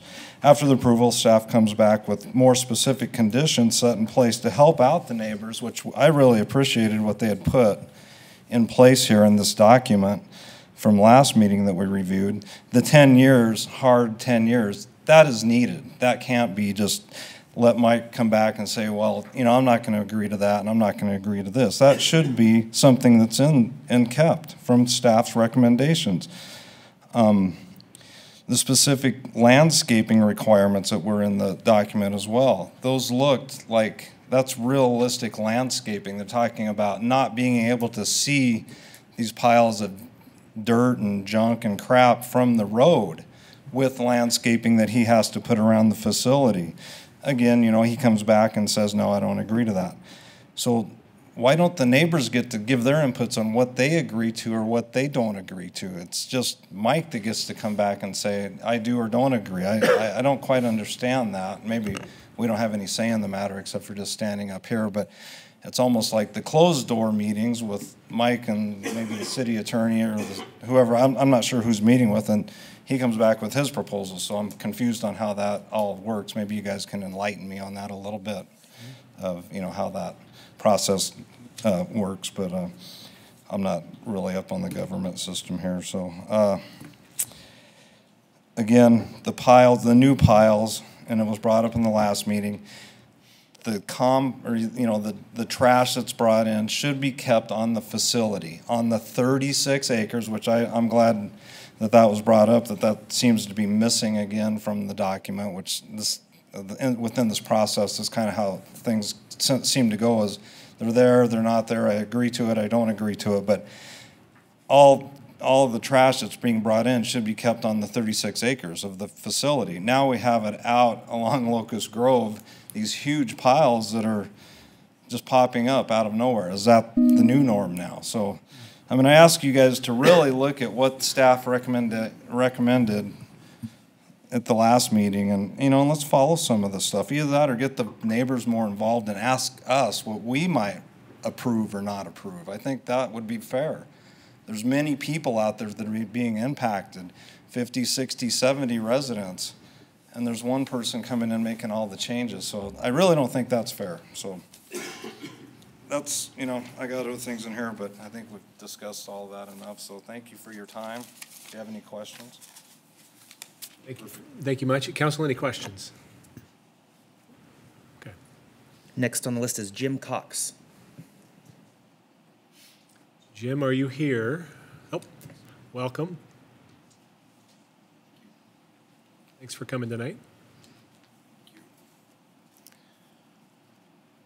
Council members, I'm Jim Cox, 1305 East Columbia Road, Meridian. Our house is directly across from the screening operation, directly across Meridian or Columbia Road. So,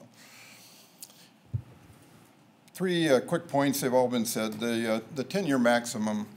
I hope you are hearing that so feels like a deal breaker to us. That light at the end of the tunnel is what we felt like was. At one point, we felt like 5 years sounded like a long time. It's already been 3 years that we've been listening to that and seeing that.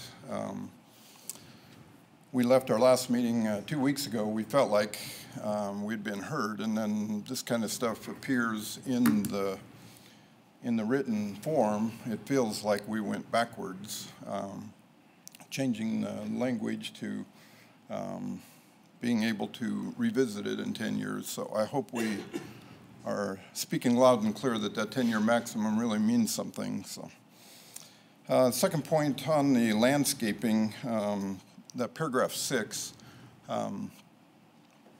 from our place, the hill across, or the property across Columbia Road slopes upward quite a ways, so that screening operation sits literally 10 or 12 feet above Columbia Road, and it's, what, 16 foot tall or something. So from about any location, any amount of landscaping would be difficult. I think we made the point 2 weeks ago that trees would barely be starting to get to that height in 10 years and really would have very little effect.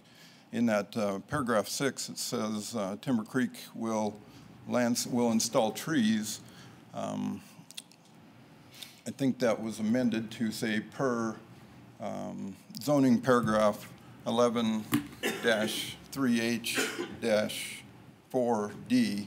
That 4D, I think, refers to berms or walls. It says a berm 10 foot tall as measured from the center line of Columbia Road or Locust Grove, whichever. Obviously that would help, but certainly with that equipment being so tall, sitting at the top of the hill, that berm, even that berm would be difficult visually, and in terms of noise reduction, I don't think it would be very effective. So I'm not sure what the improvement would be other than to move the berm up the hill, but in some way it seems like once again we are trying to fix something that is difficult to fix. We are trying to fix an industrial problem with a residential solution. So the last point, that 300 feet, literally, okay, that 300 feet, that screening equipment currently sits less than 300 feet from Columbia Road. Our house sits, from our house to the center of Columbia Road is like 50 feet. So you can see that there is a very, very visible problem. We are right in each other's space all the time. Unfortunately, the house was built in '68, so it's difficult to know how to address that issue, but it's very close to us. And when it's running, it feels like it's very close. That's the screen. When the grinder is running, the chipper, it feels like it's in your front room. So I don't know how to address that, but. Sir, we're gonna have you summarize, if you could, please. Yes, I will stop there. I think it's all been said, but that 300 feet, if we could take that one seriously, as Debbie said, address it the way it needs to be addressed, that would be a help. Thank you very much. Council, any questions? Okay, thank you. David Bennett is next.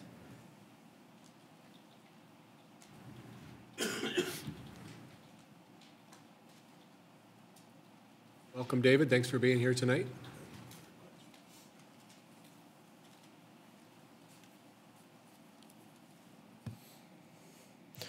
Mr. President and the honored council, also our first responders, thank you for what you guys do. I apologize, I've lost my voice. I just got back from Washington and I left my voice there. So hopefully you can hear me. I reviewed the... Where's your residence, if you could, please? I'm sorry, 1398 East Mallory Lane, okay, thank you. Meridian. I'm a half a mile from the new industrial proposed site. My wife and I moved here just a few months ago. Welcome. Thank you. And I'm very concerned about what I'm seeing here tonight.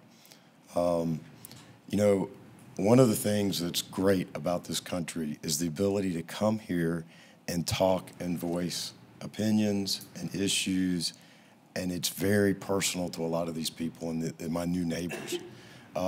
We are looking at our health, we are looking at our financial well-beings, and we're looking at the future of our children. And to have an industrial complex move into a residential area unfeathered by proper oversight is very, very alarming. And I actually plead with you guys to stop the direction that this is going, because sitting in the back room, it seems pretty obvious what the council is already thinking. That bothers me. I'm the president CEO of Applied Science and Technologies Incorporated, ASTI. Myself and my partners are considering moving here to Meridian. We are a very large conglomerate of groups of other industries. I am very confused about when I look at your bylaws and your regulations about what I would need to do for ASTI to set up shop in Meridian, I see very strict guidelines that are very good. Why are we not following those in this circumstance? So, Mr. President, would you please explain to me why we are not following a conditional use permit? Why are we not doing that? I don't understand that. Can you tell us, please? Well, I appreciate the question. I don't get to play lawyer here on the council, so I would probably turn to our legal counsel to describe from a land use perspective his opinion that's been directed to us on the options for an applicant to bring a request, whether that's done through a development agreement modification or through a CUP application, perhaps different avenues to try and get the relief they request. But as to answering that, I would defer to Mr. Neri on behalf of the city. Could you restate your question, sir? Mr. Neri, thank you for taking my question. I'm curious why we are not using a conditional use permit, why that process, which seems like that's in your bylaws and regulations for an industry to move in. As me coming in with the potentially new industry, and I may be standing before you here shortly with partners saying, can we please set up shop here in Meridian, am I going to have to follow a conditional use permit, or can I get the same treatment that Timber Creek is getting with, hey, let's kind of play fast and loose? I'm very curious. So, sir, yeah, the quicker answer is development agreements are governed by the Idaho Code. They're also then found in our city code as well. They do allow the city to contract with development when they wish to be annexed into the city and require whatever types of conditions that the city may require at the time of annexation on what the development of the property may be or may not be. We sometimes put conditions in development agreements that prohibit certain uses. We sometimes put conditions that require certain types of uses. The ability to amend development agreements are also contained in the state code and the city code. So amending those uses within the development agreement are also allowed. We disagree with counsel that raised the question that a CUP is the only avenue in which you can do this. We disagree. And lawyers tend to disagree occasionally, and that's fine. We do not believe under our code that a CUP is the only avenue to do this because the development agreement does have conditions in it, and this is an expansion of those existing conditions that were previously part of the DA. So that's why we're here. Now, if a court tells us different, then we'll deal with it differently. But that's the reason we're here is he has an existing DA. He's asking to amend those conditions to allow some additional uses on his property, and that's the reason we're here. Thank you, Mr. Neri. My next point, please, sir. The 10-year renewal versus a 10-year termination. I can understand from a business perspective why Timber Creek would definitely want to go down that path. I think this is a case where we've got industry driving council's decisions, not the other way around. Mr. President, would you and the council please consider a 5-year review? Because I think, you know, the Magrudios have already stated that they're going to stay within compliance. That's great. That makes me feel better because I drink the water that's probably going to get filtered into, into my well. But what would be the harm in coming back in 5 years and saying, hey, is this working? Are we damaging the people around us with health conditions? Are we damaging property values? Could you address that, please, sir? Could we address a look at a 5-year instead of a 10-year? Well, over the course of the hearings, just some brief context is there have been discussions, if you've reviewed the record, on what the potential duration of a use, if there is an extended use, what it could be, whether there's triggers that automatically terminate it or not. As part of a public hearing, I'm not necessarily in a position to agree or disagree other than receiving public input and weighing it along with the remainder of the public input and the comments of the applicant. Right. You might get different answers from each council member. This is an application that I voted against. So there's going to be different perspectives, but to answer and sort of not answer, what I think you're getting at is I think we try to receive all of the comments and suggestions verbally and in writing from the public, that being one of them, to consider what might be the best decision going forward here. And I understand that it sounds like that's your recommendation, that rather than just having the 10-year absolute stop, which as of today it sounds like everyone was at least in agreement to that it would take overt action of a council in the future to allow a continued use. That's perhaps progress to address some of that concern, but it's your request that perhaps this council consider constricting that even more. And whether that's in 5 years, have a review that might have some triggers for whether continued use could remain, or whether you're suggesting that the 10-year hard stop shrinks down to 5 years. But I understand that's the recommendation or suggestion you're making and the reason behind it. I think the council considers that amongst all of the other comments for deciding what to do. Council, I would appreciate you recognizing that. And my last comment, I was very concerned about the removal of federal and state and local regulations in the new terms. My company and my associates' company, we deal with federal regulations. We monitor the environment for environmental hazards. The technology that is now coming to bear is going to severely impact future discussions like this. The technology now exists 24/7, 365 days a year to monitor every 3 feet the quality of the air as it moves from a point of origin in A to B.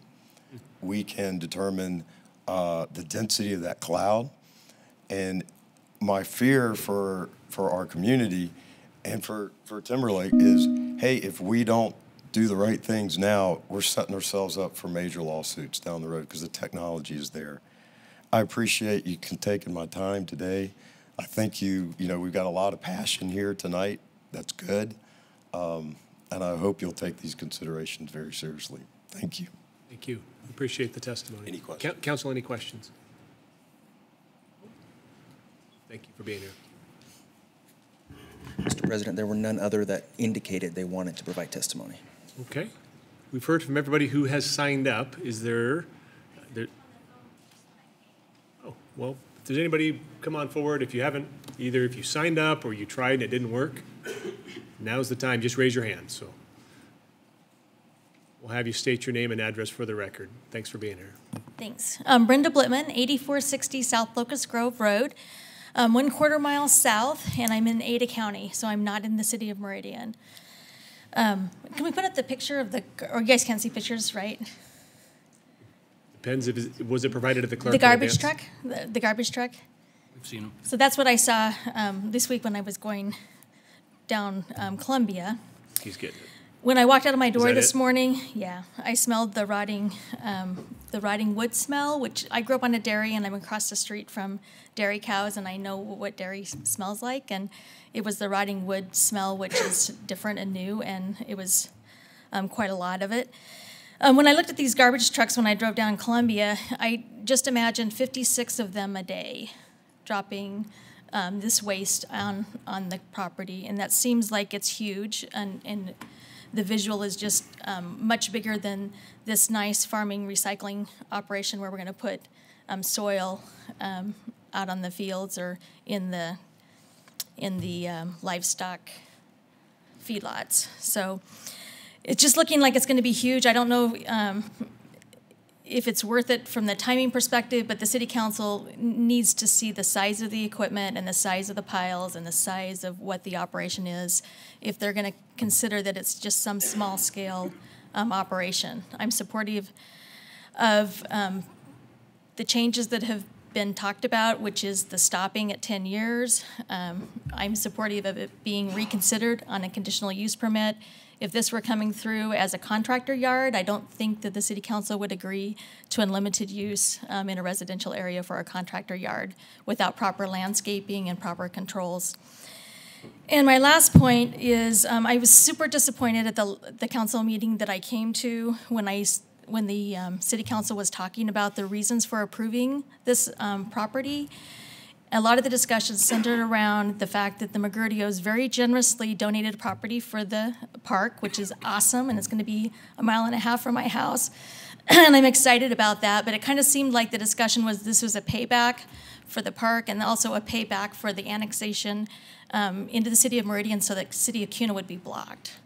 And that doesn't seem like very good public policy to make decisions based on those kinds of exchanges. And this is just my opinion from what I heard during the city council meeting.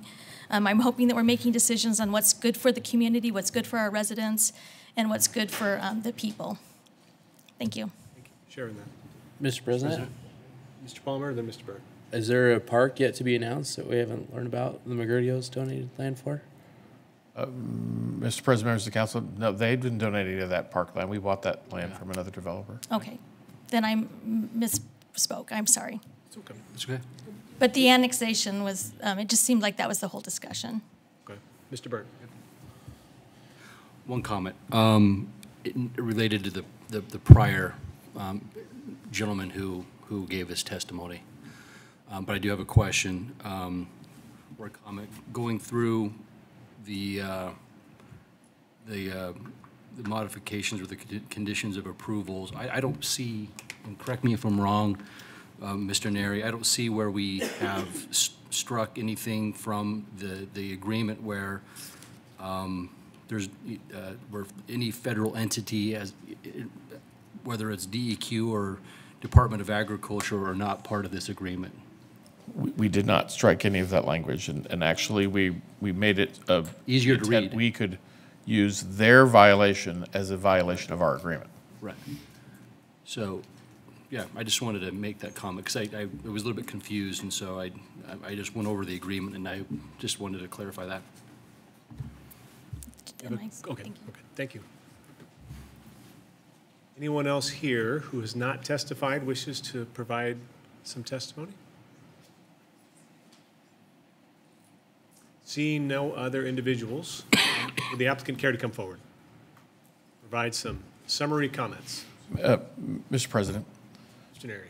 I was going to suggest, and then maybe the applicant could comment on that. And listening to the council and listening to there's 3 sections that we've discussed, and I wanted to know what the council's pleasure would be. But if you're looking at the one that's in front of you, the conditions.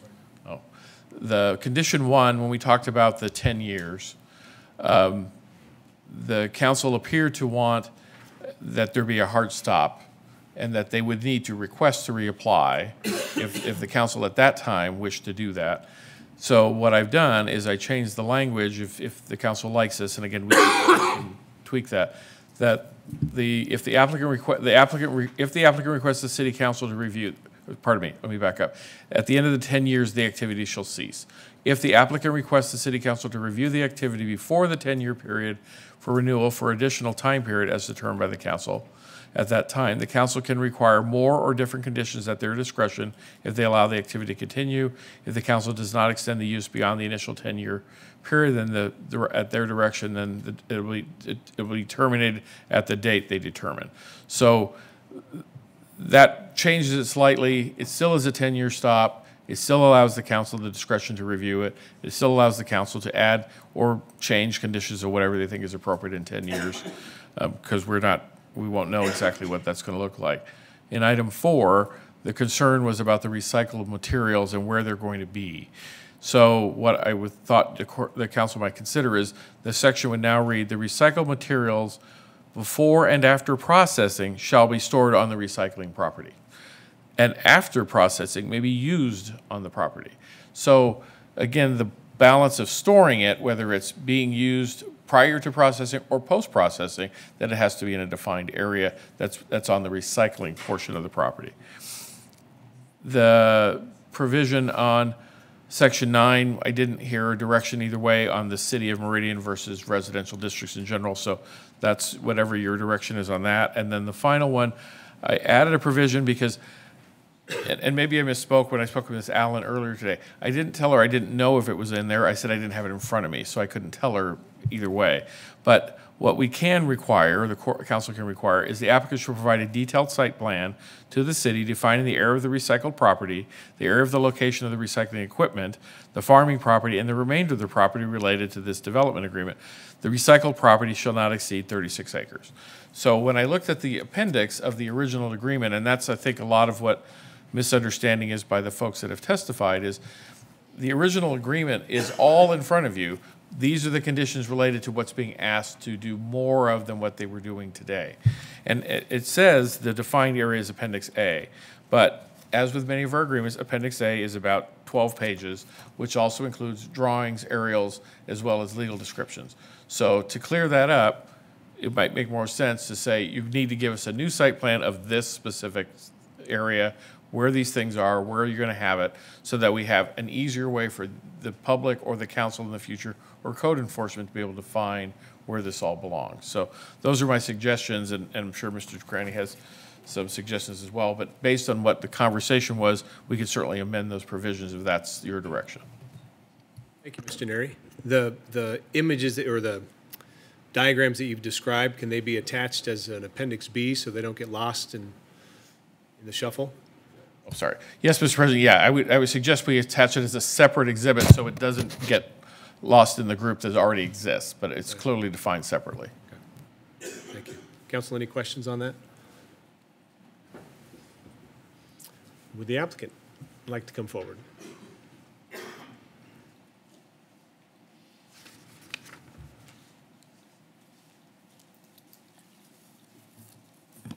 Council members, thank you for this chance to talk for you. Justin Cranny, 877 Main Street, Boise, Idaho. Just a couple of clarifying points. One, there was a question about the extent of the property subject to the development agreement. The one question was there is that parcel to the west of where the recycling area is going to be. That's not part of this development agreement. That's where the leaves are being stored now, or where they were being dropped off. That's not part of this development agreement because that's not part of the recycling activity. That said, to avoid issues, Timber Creek is willing to take all of the material that may come in to be processed and store it on the recycling property. Let's just avoid the issue. Let's avoid the issue. So anything that comes in, processed or unprocessed, will come in and will be processed on the recycling property. It will then be taken to the farmland that it will be used on and spread out. Let's avoid the fight. Let's try and minimize any confusion we may have. Pull the mic up a little closer to you. Oh, I'm sorry. If that's, I think that way we can hopefully reach, we're trying to mitigate the impacts. We don't, we understand that it looks horrible, but this is an ag use. But you know what, let's avoid the fight. They want some clarity. Let's just, everything that comes in will go on the recycling property, processed, and then will be sent out for spreading and turning under. I think Timber Creek is willing to do that to make sure that we try and there's less confusion between the neighbors and Timber Creek. The other point that came up that seems to be confusing is this new operation. Timber Creek's been there since 2009, operating, and I mean, it was composting pre-annexation and post-annexation. This has been going on. We came to City Council to clarify and make it explicit, and we're adding conditions to more concretely define what can be done and specifically what can't be done. Timber Creek is mitigating the impacts that could have occurred or were occurring under the old development agreement in favor of the neighbors. Added a muffler to both grinders at great cost and expense. We're going to put up berms. We're doing what we can to try and mitigate the impacts. We're trying to push and withdraw, or trying to limit the impacts. That's the intent. To clarify that composting is expressly permitted, and to mitigate the impacts. 10-year limitation, that came up multiple times. We've agreed to that. Hard cap. Mr. Neri read some language. That language is acceptable to Timber Creek. I will ask if I can review it in writing just to make sure I understood fully. My hearing comprehension may not be the best at times. So if I could request that just to review, I don't think I'll have an issue with it. The leaves have been a big issue. We're hoping that the agreement to have everything come onto the recycling property will mitigate that issue. There was a request to put berms on the west side of the recycling property. Timber Creek previously represented they would do that, and they reaffirmed they will do that. There will be a 10-foot berm on the west side of the recycling property. The issue of the equipment. We came back and said, listen, as that condition was written, if strictly interpreted, man, we're kind of have trouble using that property for anything. So we are happy with the condition as drafted. I think it meets what both parties are looking for.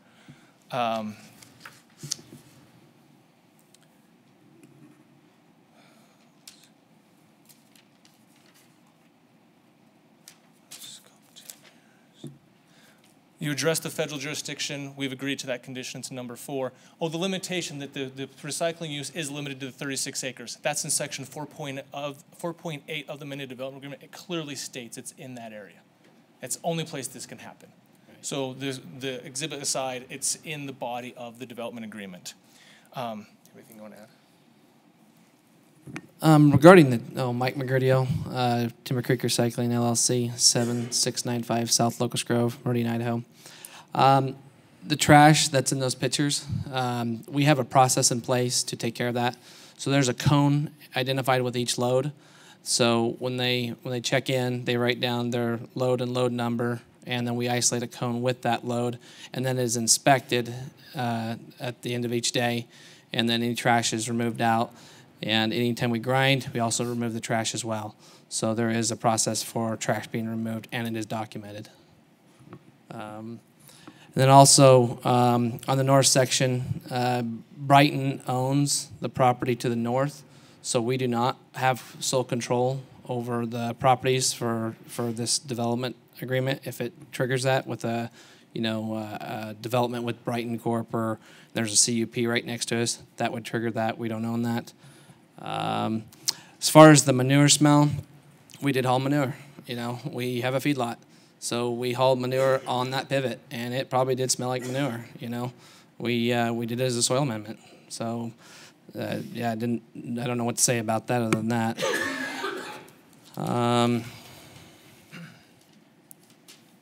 Yeah, leaves will remain on site on the 36 acres. 10-year max, we're good with that. Yeah, I think that's pretty much what I had to add. Yeah. So in summary, we're trying to be good neighbors. Understand the neighbors aren't happy. They don't like this use. It's not the idealistic pasture. Well, the development agreement provides certain uses that can be done by Timber Creek. Those uses are very broad. This agreement narrows those, puts more concrete limitations. So in some means, we're baffled at the opposition. If Timber Creek didn't come, they still have this pretty unfettered use of their land. So I think this end of the day, this benefits them more than it hurts them. That said, we're just looking forward to moving ahead, doing our best to be good neighbors, comply with the development agreement, and just do the best we can, and hopefully everyone's happy, and we'll be back in 10 years if needed. Any questions? Thank you. Council, any questions? Mr. President. Yes, ma'am. Regarding the berms, I didn't hear, you said you were going to put berms, but are they real berms or manure berms? Well, they were dirt berms capped with mulch. It is half-inch minus fines mulch, which we sell for a cover for many landscapers. In fact, right along Overland Road, our product is alongside Overland Road as on a berm. So, and add to that, as far as our land, I think we have to turn in a landscaping plan. So under the condition, we have to comply with the requirements for the berms. They have to meet they basically meet city code requirements.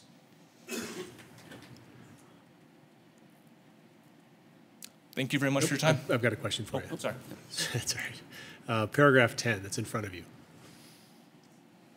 One clarification, well, maybe two.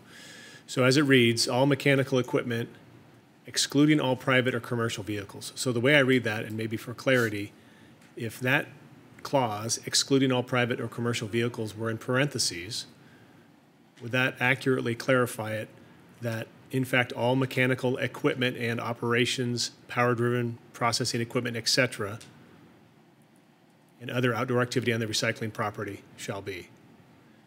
I wouldn't want there to be confusion down the road that the exclusion is broader than all private or commercial vehicles. And I think that's what you intend, and I thought parentheses might clarify that. Is that correct? I didn't follow your question, I'm sorry. Could you reiterate? Yes. The only thing that is excluded from paragraph 10 is all private or commercial vehicles. The exclusion doesn't cover the remainder of it, and I thought parentheses might make it more clear. So someone down the road isn't led to believe that excluding all of that long list isn't subject to the 300 feet. I understand your comment now, thank you. President, yes, I agree. I mean, we could relocate it to the end of the paragraph, put in parentheses, around it. whatever work best to make that more clear, yes. Is my understanding correct? on Your what's intended? understanding is correct of the intent of that clause. Okay, I appreciate that. Is there any property that abuts the recycling property as described in that paragraph 10 that isn't currently residential, whether it's in the city or county?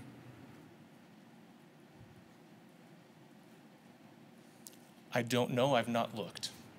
Here's the reason I ask is there's been questions about removing the red portion within the city of Meridian and, and having that sentence and that prohibition of those certain activities which shall not occur on recycling property, or that they shall be located at least 300 feet from abutting residential districts. And if all abutting districts were residential currently, you're not at risk of perhaps having county ground that is, commercial now, but in the future the county could change that use to residential, which outside anyone's control here would then trigger the cessation of your use. So if it's all residential now, you probably could take out the red portion. So, just for clarification, the 300 feet doesn't terminate the use, it just draws a line where that equipment can operate. It's not the 1,000-foot termination of all use, it's just a limitation. You draw a square 300 feet. That's my understanding of that clause. Yes. Termination use meaning within the no-go zone, you can't use it if it abuts that abutting residential districts.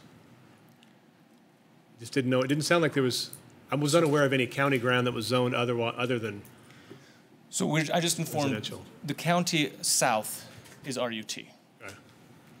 I don't regularly read the county code and the zoning, so I don't know what the permissions are. I'm assuming residential because neighbors live there. I don't know if it's zoned residential, if that's something quasi. I can't answer that question. Okay, that's fair. Something we can look into pretty quick. Yeah, so I'm sorry, I just can't. Ms. McKay might have an idea, but, okay, thank you. You're welcome. Council, any questions from that? Jackie? Yeah, if you could, I sense you want to provide a little answer input on that. Mr. President, members of the council, Becky McKay, Engineering Solutions, 1029 North Rosario. The properties around that are rural urban transition. RUT is the designation because they're within areas of city impact. That rural urban transition zone is basically an agricultural holding zone that when urban services become available, then the properties can be rezoned to some type of residential zoning designation. But the principal permitted use in the RUT is agricultural uses. You can also have residential uses within, we call them, rural estates, or, they're 5-acre lots, some are 10-acre lots, depending on when those subdivisions went in and whether they were within an area of city impact or outside an area of city impact. Okay. But as far as are there any R1 zones, county zones that adjoin this? No. Okay. No. But residential is the default use for those properties adjacent for now. That's, rural urban transition is what it's, and like I said, it's defined as a holding zone until such time as city services become available. Thanks, Becky. Thank you. Thank you. Appreciate it. Anything else? Any Thank you very questions, much. council? All right, thank you. So one of the things that we do, I see a hand up there, but I'm going to answer your question by not answering your question probably. Hang on a sec. Procedurally, what we do is we have all the public comment, and the applicant always gets the last word, which might be frustrating, but we apply that rule across the board in every process we use. Every now and then, we get invited to reopen it, and we've done 2 in the morning with good intentions, toggle back and forth. So, council, your direction, the presentations have been closed unless you want to provide additional public comment. Mr. President. Mr. Cabinet. I recognize that often that leads to 2 a.m. meetings, but I am one that's supportive of allowing the public to speak. I would encourage, if somebody has a very brief clarifying question, they want to bring that, I would encourage you as the chair to use your discretion as to what you think is best, recognizing that this should not become a back and forth with a public speaking and an applicant speaking, then a public speaking and an applicant. That doesn't benefit anyone here tonight. Sure. So I would yield to your discretion, but I'm supportive of the public having the opportunity, if they have some clarifying questions, that they be given that opportunity. The hand was raised with zest, so we'll see if this works. Come on forward and hang on, wait till you get up here. And I appreciate you kind of understanding where we're coming from, just from the process. how we I do understand these. that too. Todd Edgar, 1410 East Gravel Lane, Meridian, Idaho, 83642. So I just wanted clarification on the 10 years, because in the staff's recommendations at the very beginning was 10 years, hard stop. Not 10 years, maybe we come back and renegotiate, maybe we do this, maybe do that. As a 10-year hard stop. And then I'd like clarification on the landscaping that we have been talking about. The piles of landscaping today are, maybe here. We have 30, 40 feet. So I'd like clarification on what's this landscaping piles look like and when will it be implemented? And that's the only two things I want to clarify. One is maybe Applicant gets the last word, and perhaps you want to answer that real quick. I'll answer the 10 years for you. Is the 10 years is a hard stop. An applicant is allowed to come forward and make a request, but it's in the sole discretion of the city as to whether or not a request for any continued use were to be granted, and what conditions could be placed should a continuance be allowed. President, council members, that is a correct summary of our understanding of the clause. 10-year hard stop, but the applicant can come back and petition for more time. I envision something similar to what we've done now. Come back, we'll talk to you, probably have public input, and the council will decide whether or not to allow the use to continue or not. But it's a hard stop unless you agree to extend it. Can I make a suggestion on that? Yes. To change the language a little bit on the fly, but it might be beneficial if the 10 years is a hard stop, to have a date by which an application to continue use be submitted, perhaps 9 years, 12 months prior to the expiration, the city received the application. That way all this work can be done, the public can have input.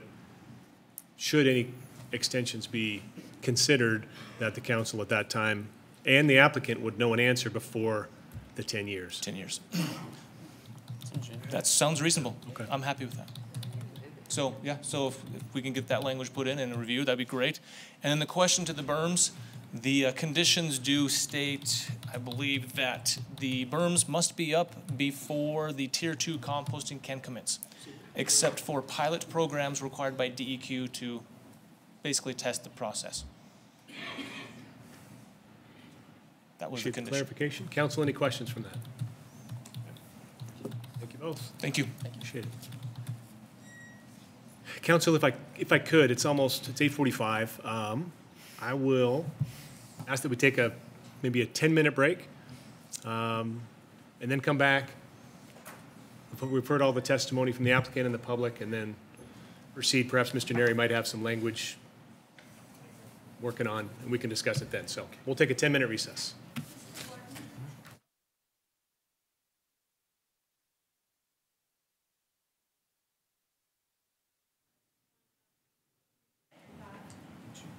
So we're not in recess. I guess I'm going to answer this.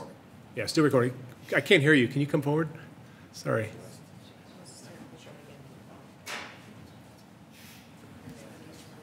You asking to provide testimony? You see the problem that we create when we do that, though? Yeah, so that's I'm asking. I was going to raise my hand. I thought you were going to hear from a couple of us, but we're done. Is that? Yeah. Okay. Yeah, we are. Thank you very much, though. We'll be in recess.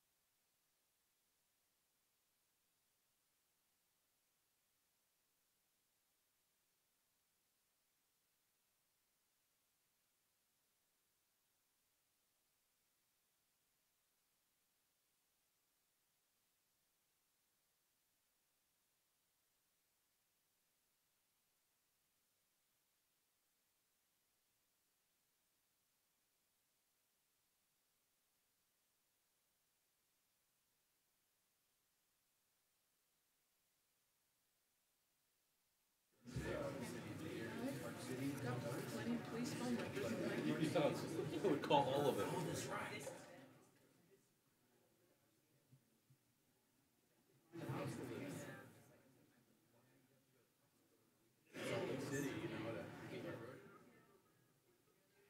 Find it? Yeah. Okay, good. I'll get it up.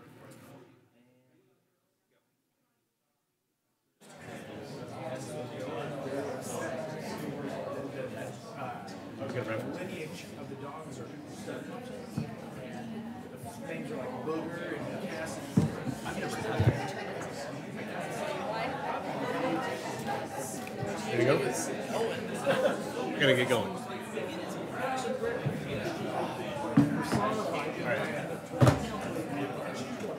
We're going to go ahead and get the meeting started here in about 30 seconds. That's a good idea.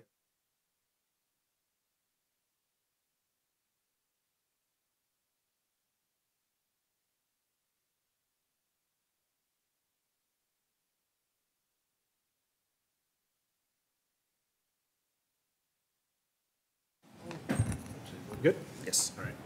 Thank you, Mr. Clerk. We are back on the record. This is still item 9B, H 2018-0042. We've heard from the applicant, we've heard from the public, and the applicant's concluding remarks. What you have on the screen before you, I think, Mr. Neri, correct me if I'm wrong, is this the current status of what at least has been discussed through today's hearing, of some of the changes? Yes, yes, sir, Mr. President. What I have sent and the clerk has posted up on the screen, Council, is the conditions you've previously seen that are in your packet. I've made some amendments as I've discussed with you. In number 1, again, there's a hard stop at the 10 years. There's a requirement to request renewal 1 year prior to the expiration of the use, as was discussed. And then if the council doesn't grant the extension, then the use ceases. If they don't request the extension, the use will cease at the end of the 10-year period. Number 2 is now deleted because, again, that was an error that was being considered. It didn't have anything to do with this portion, so that's now deleted. So what is now number 2 hasn't been changed based on the agreement or the discussion. What is now number 3 hasn't been changed in relation to the discussion. Same as number 4. You go to the next page, the one that is number 5. Oh, excuse me, 4 was the one that was changed. I apologize. Let me see if I can find it. Oh, excuse me, that's what's now number 3, is the section that says before and after process, the recycled materials before and after processing shall be stored on the recycling property, and after processing may be used on the balance of the property. So that was the language change in that one. The next language change isn't until we get down to number 12. Excuse me, now it's number 11.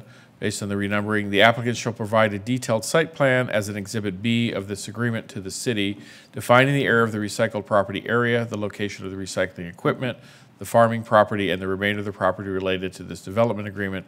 The recycled property shall not exceed the identified 36 acres in total. The only provision I haven't amended, because I wasn't clear from the council's discussion, is what is now number 9. And that's where it says the recycling property shall be located at least 300 feet from abutting residential districts within the city of Meridian. And there obviously has been discussion on both sides of that.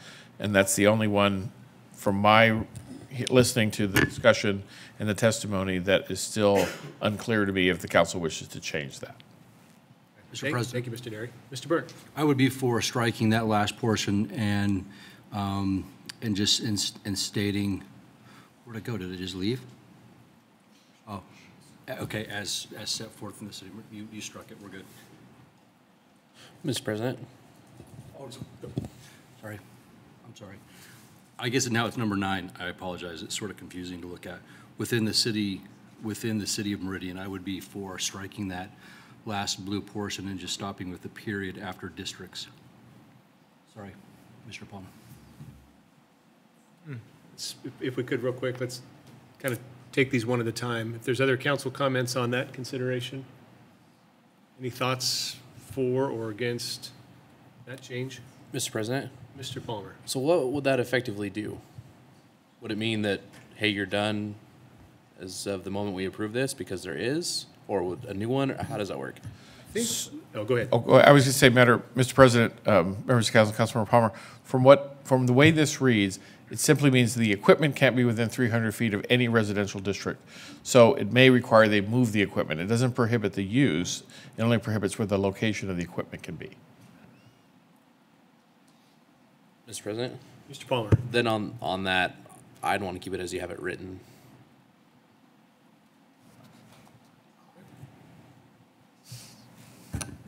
Any other council thoughts on this?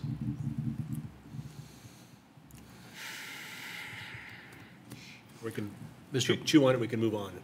One just last thing. I just think it eliminates a lot of confusion.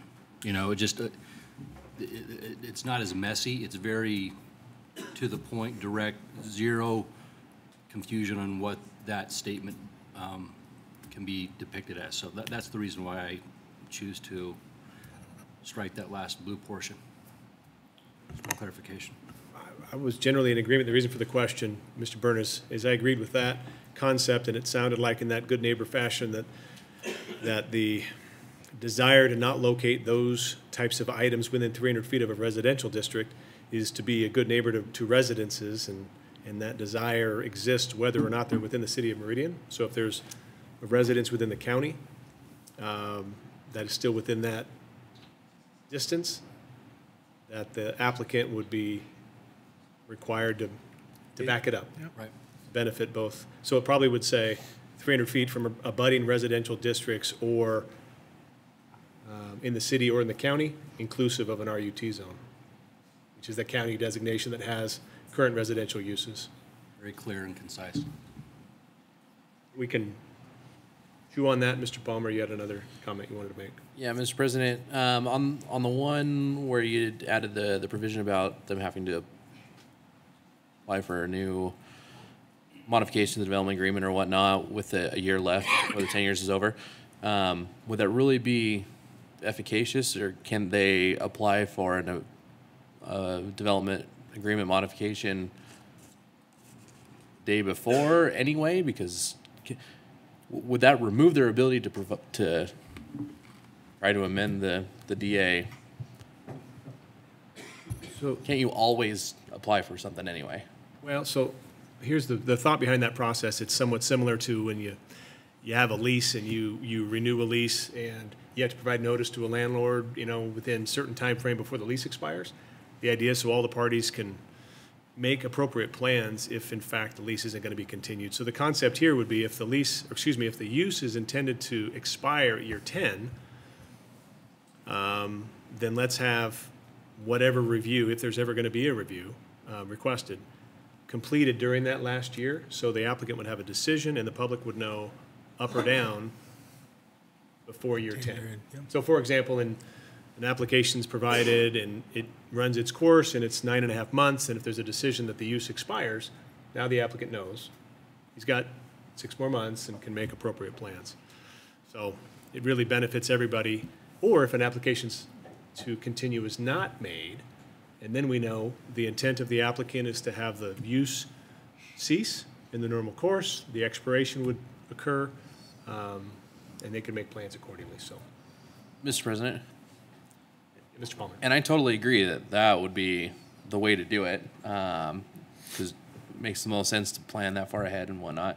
But does it tie everybody's hands if they were to get to, say, 6 months out? Could they not then try it? Obviously, it makes more sense to do it a year, especially if we're asking them to, but isn't it essentially just asking them to? If they get to 6 months and say, hey, you know what, we would like to continue this, can they then apply to council to do that? Understanding the council may be more heavy-handed, like, you didn't apply it a year, we're not going to do it. But what if that council says, yeah, it makes more sense, nothing has happened, there's no more progression, we're not anticipating that, there's no more progression of the normal dense of houses going that way. Yeah, you didn't apply 6 months ago, but it makes sense to go ahead and do something, continuation. Couldn't they do that? Mr. Palmer, I just want to understand.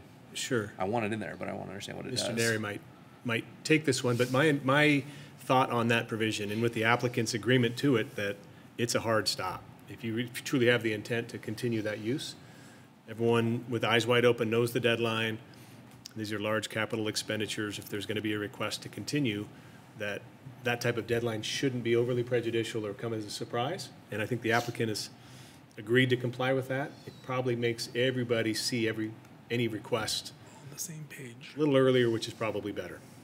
So if there's a 10-year term expiration and there's an application the day before the 10-year term expires, and then the application processes and gets continued, now really you got an 11, perhaps 12-year term, even with good intentions, but that's really not the intention of this hard stop.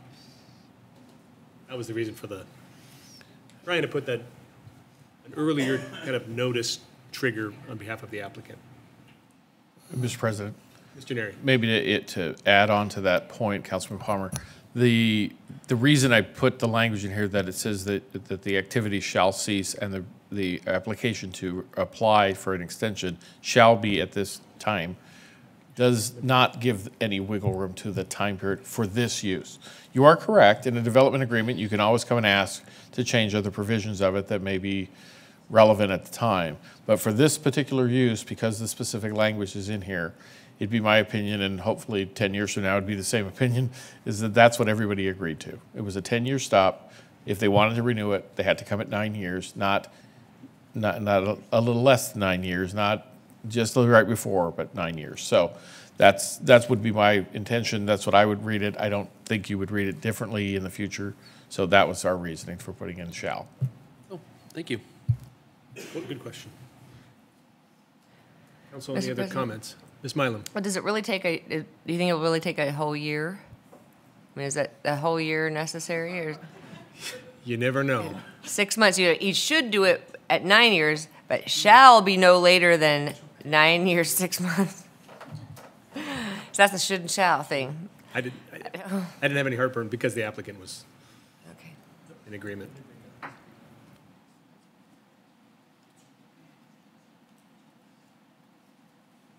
So council, this is for a brief recap, that a project previously approved, conditions of approval which are being reviewed before us now for consideration. These in some form would be conditions that would apply to the approved project. Is that correct, Mr. Neri? Mr. President, members of the council, yes. So what we would intend is obviously to provide this to the applicant. Everyone needs to read it since we've been writing it as we're speaking, make sure it's clear.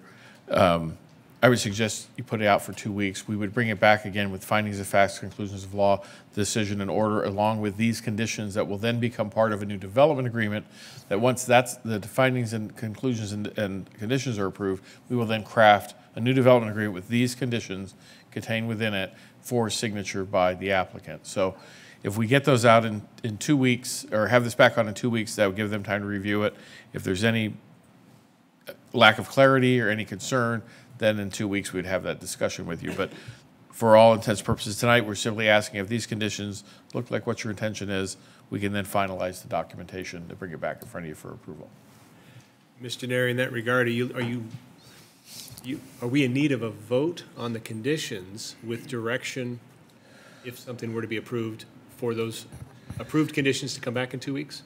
Or is Yes, the sir. vote? Okay. Thanks.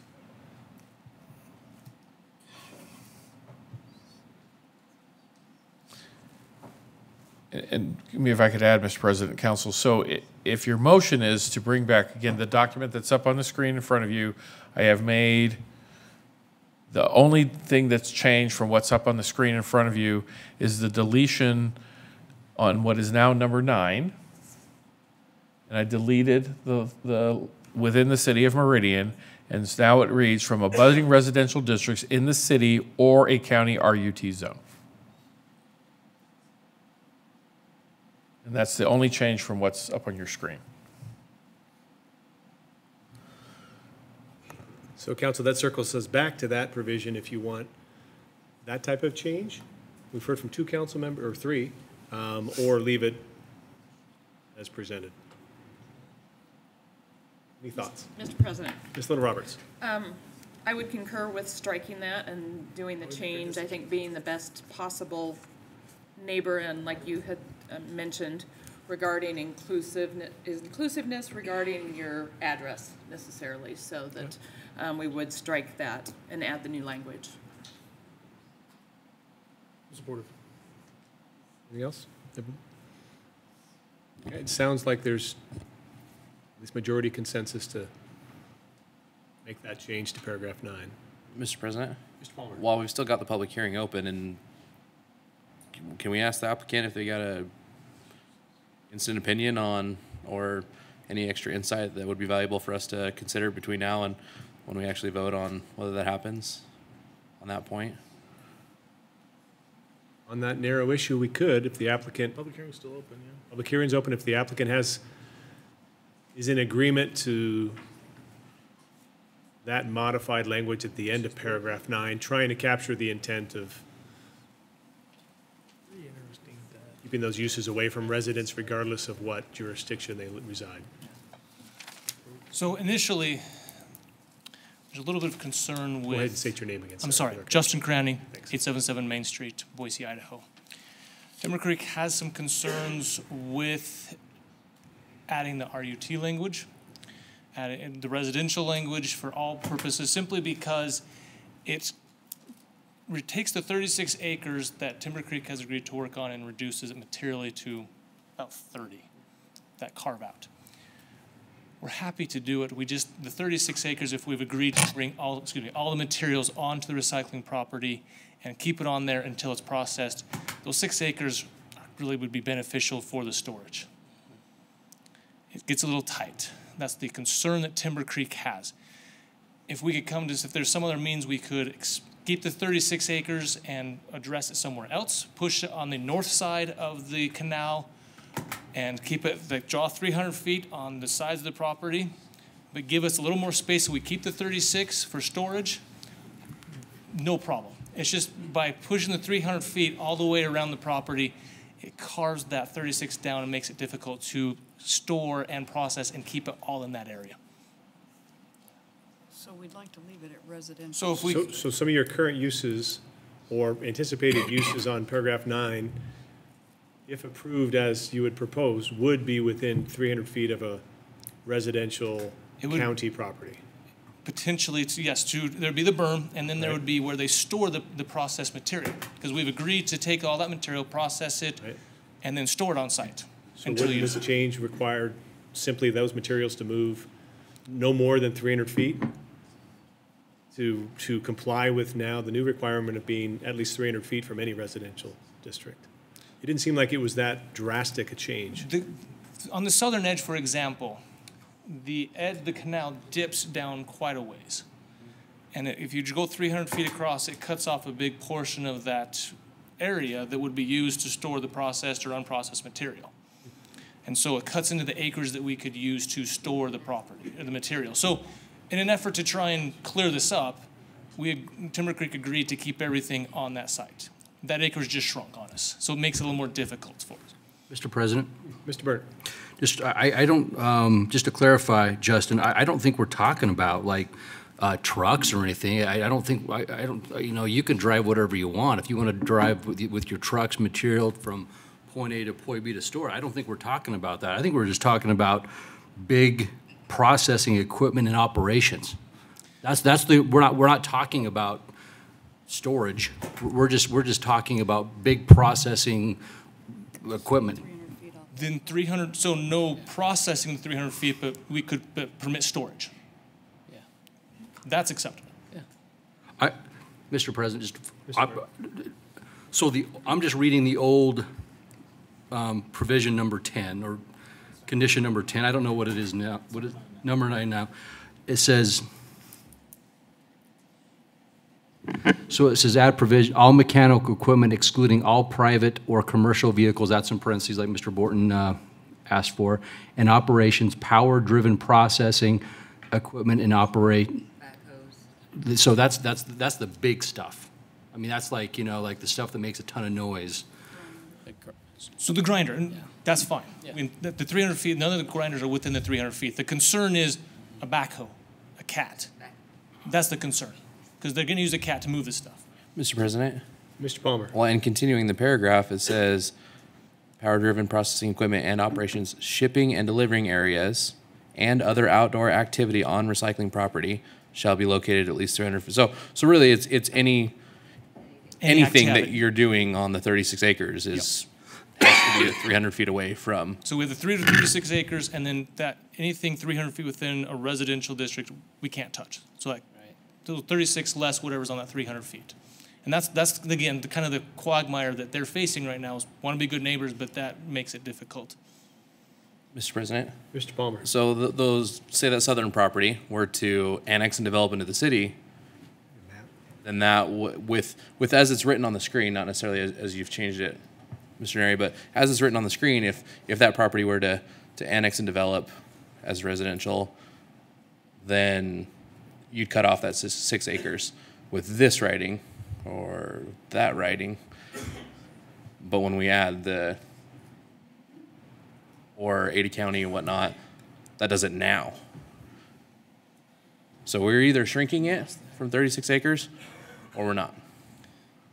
So on the southern edge here, if you look at the map that's up now, I mean, you see how the canal dips clear south and, I mean, very close to the road. And if you use RUT language, it's gone. Is it gone or is it just moved? moved? It's not gone, but the as drafted, the condition, we can't do any recycling activities within that 300 feet.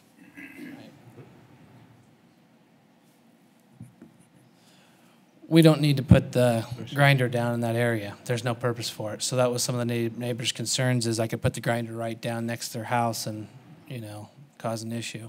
We don't need to have it that close. So is some of the concern that uses within that paragraph 9 that currently exist, which with this proposed change, you would have to move what structures or is this a more cumbersome move? It's 300 feet? We just wouldn't allow them to be put our products there in the pile there with loaders and stockpile there is what my concern is. And I want to be able to stockpile kind of down in this area, and the retail area is over here as well.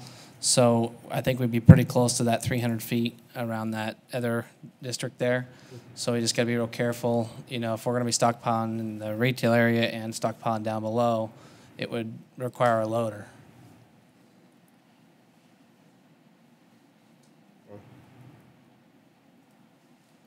I thought it was an easier suggestion perhaps because it just seemed as though whatever those activities are, that they could simply, in this context, move north, no more, up to 300 feet to try and, be neighborly to the county individuals. It sounds like you're saying that those types of activities are difficult to move north 300 feet? Mr. President, Mr. Palmer. I think it's not that there's super heavy grinding or anything activity there. It's that the paragraph wording to this non-lawyer looks like you can't do anything with what they're doing. You can't store stuff because you'd have to move it. You can't drop stuff off, pick it up. And that's essentially, it's a 300-foot dead zone for any recycling activity. Now, if this was 300 feet away, great, or less. But this, again, Timber Creek has said, we'll take all the recycling material that comes on the property and we'll keep it on the property. But we need storage. We need to store it somewhere. And this carves out a huge chunk of storage space that we can't use a cat or a front loader to move it around and use it. So it's a dead area, which is intended that 300 feet needs to be, that's the purpose of the statute. You need this dead area as a buffer. So, two options, we can store things there as option A maybe is a good option, or B, to the north side of the canal, maybe if we can store items up there, just store up there so we can have that 300 foot. So draw 300 feet around the entire recycling area and then allow for storage north of that canal. Or we could just draft some language that said the grinder could not enter 300 feet on the border of the property, just as simple as that. That seems to be the bone of contention with the neighbors is the grinder, so just limit the language to the grinder to kind of keep it away from making noise close to their property line. Appreciate it. Hang on a sec. Council, I appreciate that. Council, any questions? Question. Clarified the response on paragraph 9. Thank you. Thank you. Mr. President, just to clarify as well, if we continue this another couple weeks so we can process this and read this and be familiar with it, will the public have another opportunity to have comment in 2 weeks during the public hearing? It's up to the council. The council today can close the public hearing in an effort to try and move things along, provide direction to legal staff to bring back the clean version he described and have deliberation then, or council can move forward today. Up to your pleasure. Mr. President. Mr. Palmer. Mr. President, Mr. Neri, would it complicate things if we were to say we like your changes, to approve them, and then when it comes back with the real findings and approval and whatnot, that if there was any concerns by yourselves or the applicant wanting to tweak something, that we reopen it to make those adjustments? That way, if we like the language now, we approve it as it is, then if there's no problems, when we get to that, then we can just approve that and move on. Because every time the word continue happens, I see heads from both sides of the room start swiveling. So it seems like everybody wants some finality, whatever it may be. So, Mr. President, members of council, Councilmember Palmer, I guess what I'm asking for is some clarity. If you're still not comfortable that this language is the intention of the majority of the council, then we need to make sure we have the majority of the council's approval of what you want it to be. But I don't want to leave it open to then potentially reopen it in 2 weeks, because again, the issue of whether or not the public should have been allowed to weigh in or not may become a question. If you're not comfortable that this is the language, or as Councilmember Burnt said, maybe you wanted some time to chew on it, that's fine. You can continue it for only your discussion. You can close the public hearing. You can have only your discussion in a week if you wish, and then determine if this is the language you want. If you want to reopen it at that point because you need more information, that's fine. Again, I don't want to leave it to simply saying, go craft it, and if we're all good with it, it'll be fine. Because I don't know, I guess I'm not totally sure everybody's in the same mindset at the moment.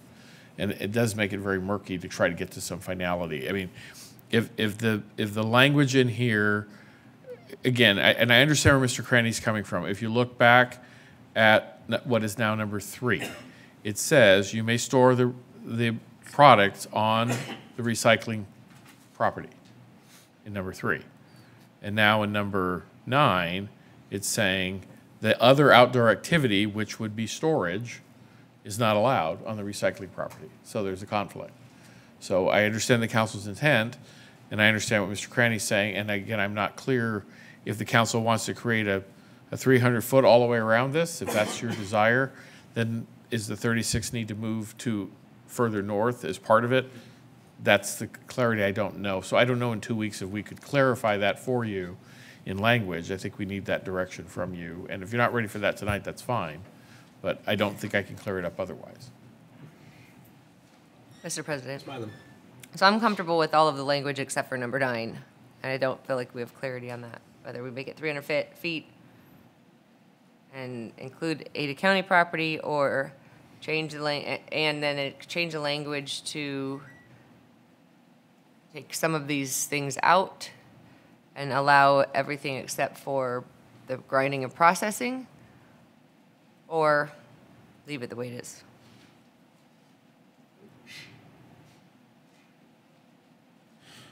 Mr. President. Mr. Palmer. Yeah, I'd say that we close it, continue it to give you a chance to do that, but that you fix the language so that the grinder can't happen within 300 feet, but that storage and other movement and other activities can take place.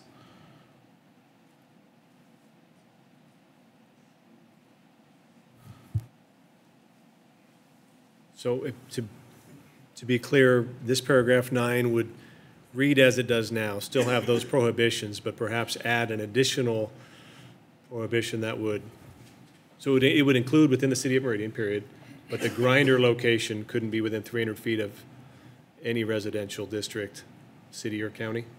Mr. President, that correct? That would be my intention. Mr. President.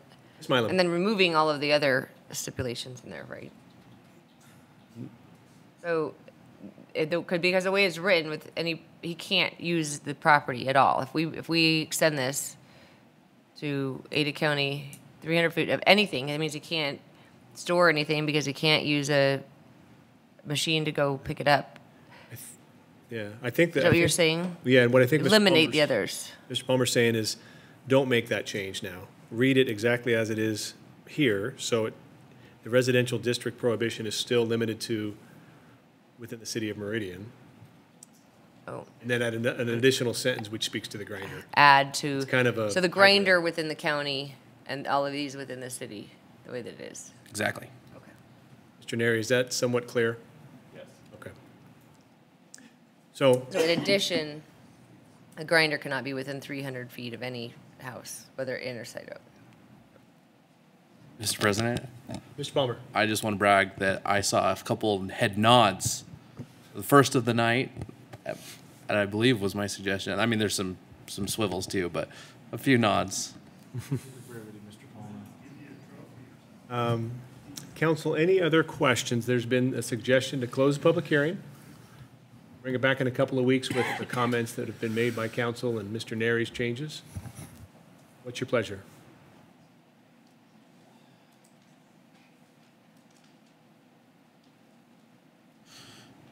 Mr. President. Mr. Palmer. I move we close the public hearing on item 9B. It's been moved and seconded to close the public hearing on H 2018-0042. All those in favor say aye. Aye. Aye. Any opposed? Motion passes. Mr. President. Mr. Palmer. I move we continue the public hearing. That is still a public hearing. Continue the item until December 4th. You want to give some direction to legal? With those Mr. President, members of council, Councilmember Palmer, are you wanting to simply review the language for final approval? Yeah. Because if that's the case, oh yeah, I'm sorry, I forgot the 27th is actually for tomorrow. So yes, I would prefer we have it the 4th for you to do that. So that way Mr. Cranny can look at it as well. So I think you said December 4th. I think that would be best. Mr. Neri, is it still the direction, though, that a vote be taken tonight on those conditions to then, and direct them to be brought back? Yes. Okay. It's not simply a continuance, it's a vote on substance of what's in front of you, Yes. what we've discussed. So moved. Okay.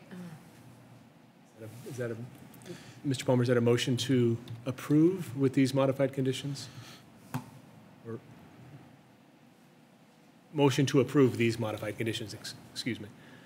Correct. With what's on the screen, with the addition of how we worded that with that extra sentence, ensuring that the grinder won't operate within 300 feet of city or county residences, but the other operations can still take place as depicted on the screen. Second agreed? Second agrees. Been moved and seconded. Mr. Neri, is that clear enough, the direction of this pending motion? Yes, sir. Okay. Any discussion of council?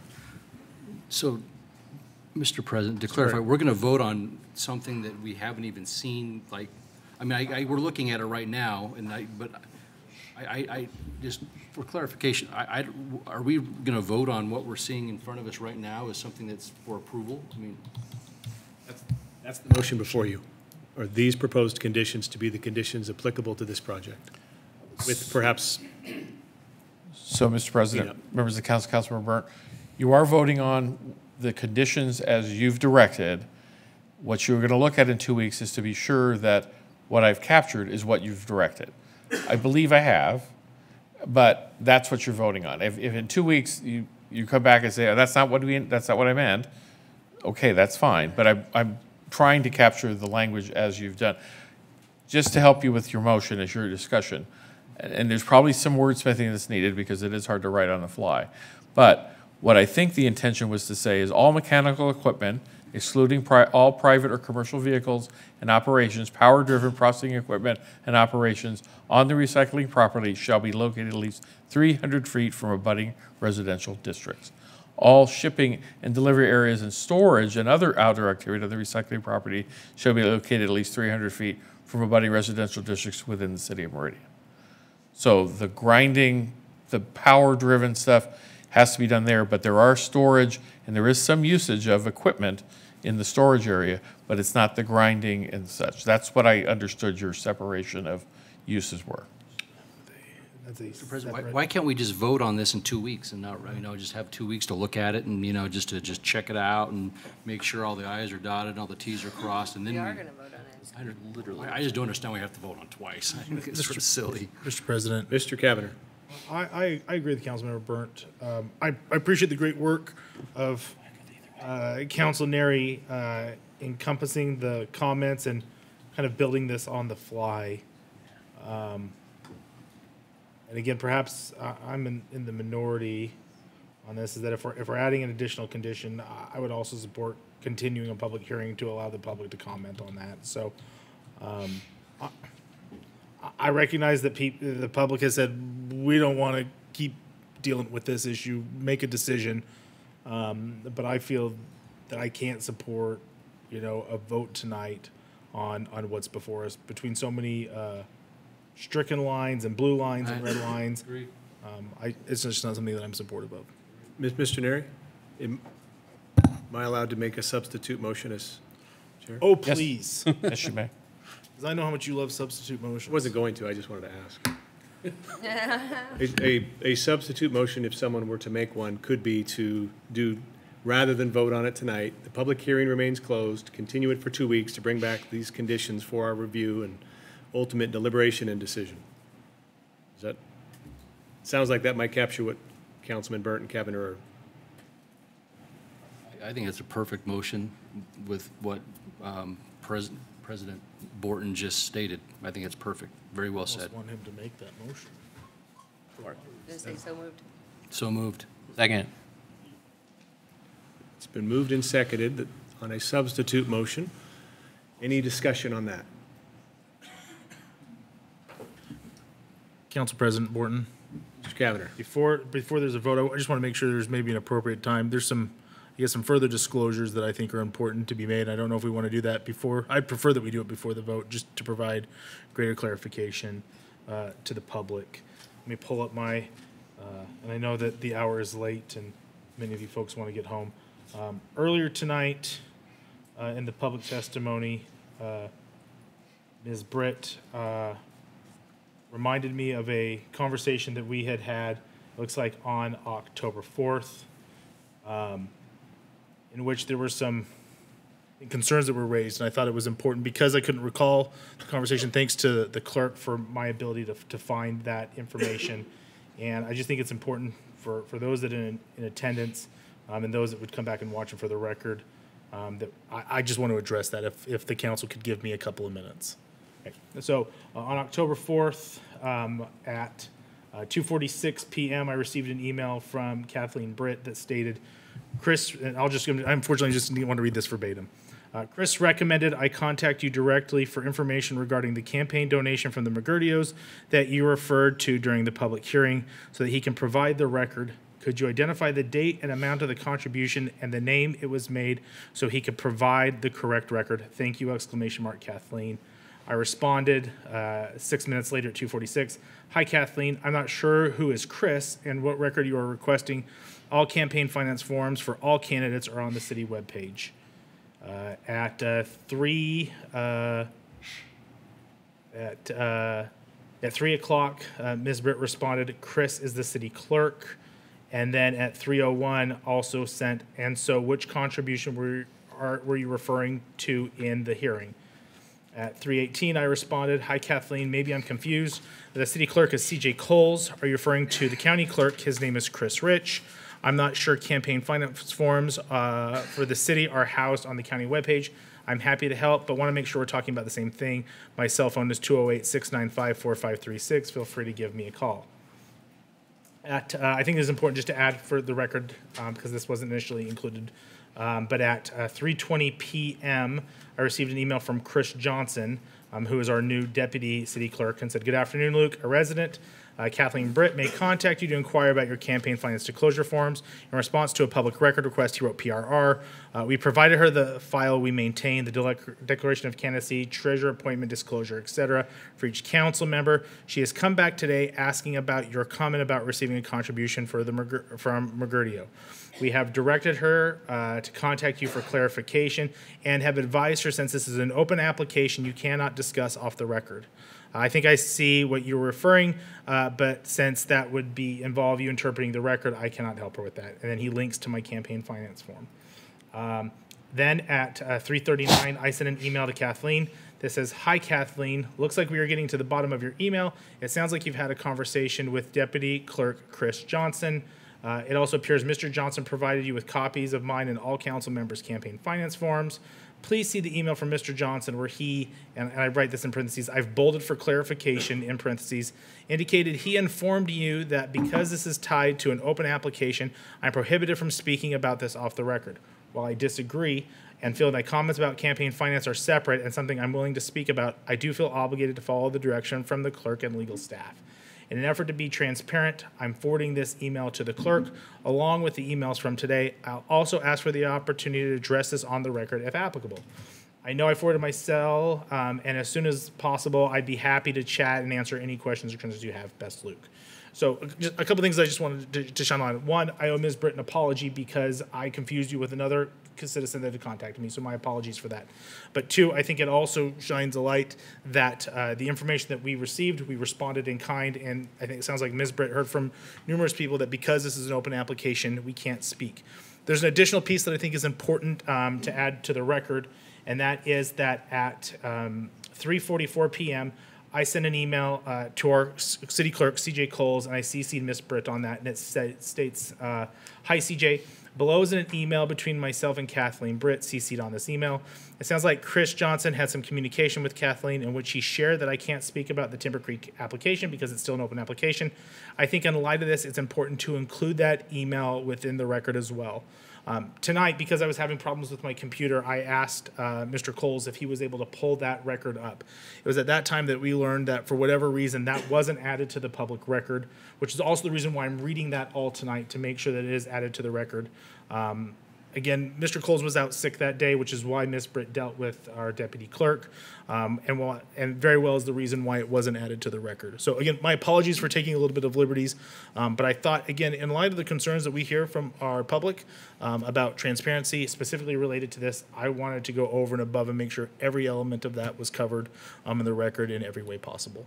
So I appreciate your time and consideration of that. In addition, one other thing that I think is important to ask, because it was raised by legal counsel and was my plan to address it at the end of the meeting, as was indicated, I was not here on the November 7th meeting. Myself and Councilmember Milam were at the National League of Cities Conference in Los Angeles. I had an opportunity between a break to watch about half of our meeting live and was able to capture the other half of that meeting when I returned home. Felt confident in my abilities to be able to participate in the conversation this evening, which I've done so as well. So I thought it was important to add that to the record as well. Thank you, Mr. Cabinet. Any other discussion on the pending motion? See none. Is everyone clear what the motion on the floor is? Okay. And it was the motion to go to December 4th? 2 weeks? Is that a yes? Yes. Okay. Yes, sir. Yes, sir. Mr. Clerk. Mr. President, just to clarify, the public hearing is still closed, however. Okay, very good. Councilmember Milam? Aye. Councilmember Burnt? Aye. Councilmember Palmer? Aye. Councilmember Little Roberts? Aye. Councilmember Cavanagh? No. Councilmember Borton? Aye. Thank you, everybody, for lasting through that. The process continues, so I appreciate all of your input and participation in this. The next item on the agenda, item 9C, is a public hearing for Jocelyn Park Subdivision H 2018-0100. This is an application I had provided to the record to the clerk that one of my law partners has brought forward. We've never discussed it. I know nothing about it and will continue to recuse myself in all respects to this application, and will turn the hearing over to Vice President Cavanagh. Thank you, Councilmember Borton. Council, Mr. Lakey, some grace. This is my first time helming the gavel. God help us all. We will try and do our best to make this through it. So, With that, we will open item 9C, a public hearing for Jocelyn Park subdivision H 2018-000100. We'll begin with staff comments. Very good. Members of the council, Mr. Vice President, before you this evening is an application for a preliminary plat called Jocelyn Park. Before I start with my initial rundown of the location and what's being proposed, I will say that since there's a memo in your packet there that indicates that we received as staff some revised drawings from the applicant since the October 18th hearing. Some changes were made, slight changes, I think beneficial changes. I can go through them quickly. The applicant has added a 15-foot micropath from South Cumberland Way to the common lot platted with timberline subdivision. This will help in breaking up the block lengths, as indicated by my mouse here. So there'll be a 5-foot pathway and 5 feet of landscaping on either side of that. A non-buildable common lot was placed adjacent to the south boundary of parcel number S125110160. The addition of this non-buildable common lot will clear up the property boundary dispute between the two parcels. And I'll go to the landscape plan. That is indicated in this parcel here. Currently, there's a boundary dispute. My understanding is that the applicant will clear this up in the future by having this be a common law, potentially deeding that property to that property owner to eliminate the issue. Once the applicant eliminates the existing turnaround on West Winnipeg Street, which you can see in a kind of a dashed line here, and the applicant vacates the right-of-way, there's also an exhibit attached in your staff report, but you can kind of see that there is a dashed line across, basically going through the house. That portion of that property will become part of that parcel once it is vacated and no longer considered right-of-way, but that turnaround would need to be vacated prior to doing so. The alignment of Cumberland Court, as indicated by my mouse here, has shifted slightly to accommodate the 10-foot non-buildable common lot, and as such, all the lots within Block 2 have been slightly modified in both shape and size. So moving back to summary of the project, as I said, this is an application for a preliminary plat. This site consists of 13.32 acres of land, zoned R8. It's located near the southwest corner of West Victory and South Meridian Roads. This property was annexed in 2013 as part of the Victory South annexation.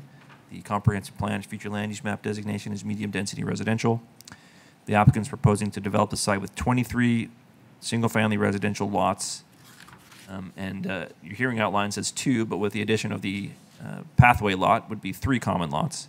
The gross density of the proposed plat is 1.73 dwelling units per acre with a net density of 2.62, which falls within the target density of the medium-density residential designation. The average lot size is greater than 15,000 square feet. All of the proposed lots comply with the dimensional standards. Staff is of the opinion that the proposed density is appropriate for the area and compatible with adjacent uses and zoning.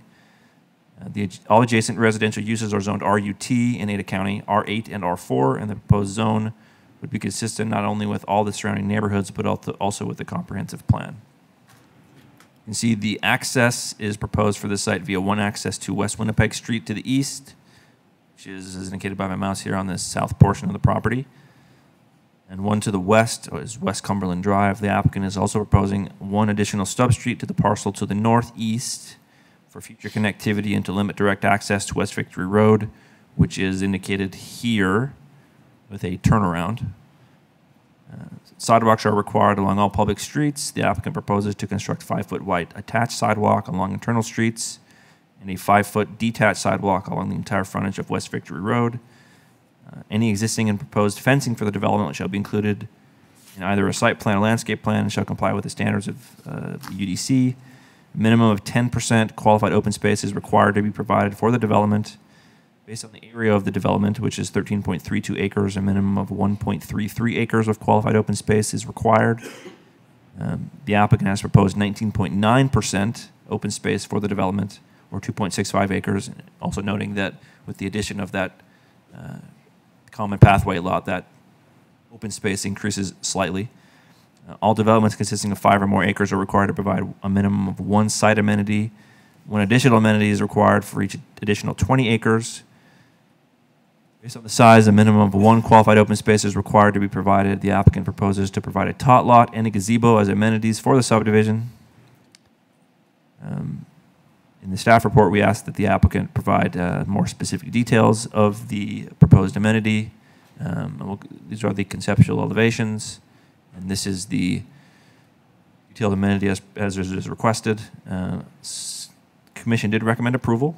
Summary of that hearing are Victor Villegas was the applicant's representative. He was in favor. There was none in opposition. No other comments, no written testimony. I was the staff member that presented the application. No other staff that were commented. There were no key issues of public testimony. Key issues of discussion by the commission were location of fencing in relation to the irrigation canal. It's going back to that. This is the Reidenbach Canal along the north. There were some concerns about being fencing along there. UDC does require that. Question on, is there a requirement to have a turnaround for the fire department on the northeast corner? We've covered that. The applicant's shown that on their plan now. If the distance is over 150 feet, the fire code requires there to be a turnaround. Commission changes to staff recommendations. The added condition 1.1.9 to read as follows: at the east end of West Cumberland Drive, the applicant shall provide a turnaround that meets the standards of the Meridian Fire Department. As you can see, we just discussed that. There were no outstanding issues for council. There have been no written testimony since the commission hearing, and staff will stand for any questions. Great. Thank you, Josh. Council, any questions for staff? All right. Mr. Lakey, welcome. Always nice to have you here. Appreciate your patience this evening. Thank you, Mr. President. It's good to be here on your maiden voyage. I'll try to be gentle. Council members, for the record, my name is Todd Lakey. Address is 141 East Carlton, here in Meridian, Idaho. Mr. President, council members, I'll start out again by thanking staff for their recommendation of approval and the Planning and Zoning Commission's recommendation of approval. I'll just emphasize a couple of the high points and our agreement with some of the conditions that are included in the recommendation of approval. As was mentioned, the plat conforms with the comprehensive plan. The R8 zoning, we're much less dense than we could pursue on this particular piece of property. We're looking at about greater than 15,000 square foot lot average size. And then you can see from the renderings that these are nice homes. This is essentially an infill project for this particular property. And it was also mentioned we're essentially doubling the requirement for open space from 10% to really 19.9 or 20%. You saw the renderings for the tot lot and gazebo and the micropath connection. I can talk about it here on the landscape plan just as well as the plat, but we are also requesting, and P&Z recommended approval. Normally there's a 750-foot block length requirement by the city. This is longer, this block length is longer than that 750-foot requirement. But the project next to us has an approved plat. It did not have the stub street that tied in to our project in that location. There's a park here that we are connecting with that pathway to help break up that distance, and then we are connecting up here to the north as soon as we can into that project. So there was a longer distance approved on the project adjacent to us. That's why we're trying to be consistent and provide some connectivity in addition of that pedestrian pathway.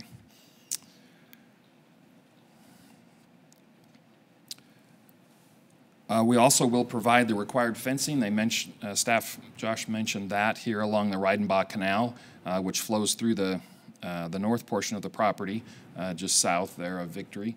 The landscaping we're required to include is on both sides of the canal. The fencing will run along here, alongside of that common area to help provide that separation and safety and protection for the canal. We included the revised plat with the turnaround meeting the fire district requirements. We're in agreement with that. And then also this project essentially is filling some old settling ponds from the old sewer site, I think, sewer district. And so as part of that, we have to do some infill, bring in a substantial amount of infill to fill in those ponds. We'll have a geotechnical engineer involved in that. There's a requirement now proposed, and then City Public Works will have an opportunity to review that report and make sure everything complies. So with that, we're in agreement with the recommendations of approval, and we'd ask for your approval, and I'd be happy to answer any questions if you have them. Thanks, Todd. Council, any questions for Mr. Lakey? No questions. Thanks, Todd.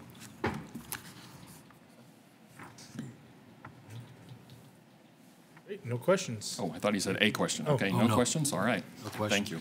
Great. This is a public hearing. Mr. Coles, has anyone signed up to testify? Thank you, Mr. Vice President. We had one sign up, Brenda Blitman, would like to testify. To the last hearing. It was part of the last hearing. So other than that, there were no others that indicated, Mr. Vice President, they wanted to provide testimony. Is there anyone in the audience that would like to testify? Okay. All right, Mr. Lakey, any summarizing comments? I know you just sat down, but as you're aware, you have the last word. Mr. Chairman, I don't want to debate myself. I just appreciate your approval and conclude. Great, thank you. Council?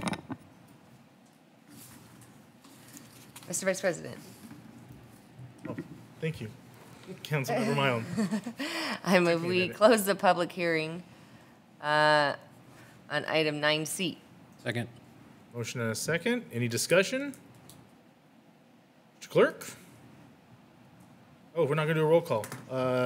All in favor? Aye. Aye. Aye. Any, no nays? Great. We'll get through this, I promise. Mr. Light at Vice the end of the President. tunnel. Councilmember Milam. I move we approve H2018-0100. Second. Motion and a second. How about now, Mr. Coles? Thank you, Mr. Vice President. Councilmember Milam? Aye. Councilmember Burnt? Aye. Councilmember Palmer? Councilmember Little Roberts? Aye. Councilmember Cavanagh? Aye. Council, Mr. Lakey, thank you. Appreciate your patience with me tonight. Council, appreciate your Let's support. get Carrie out of here.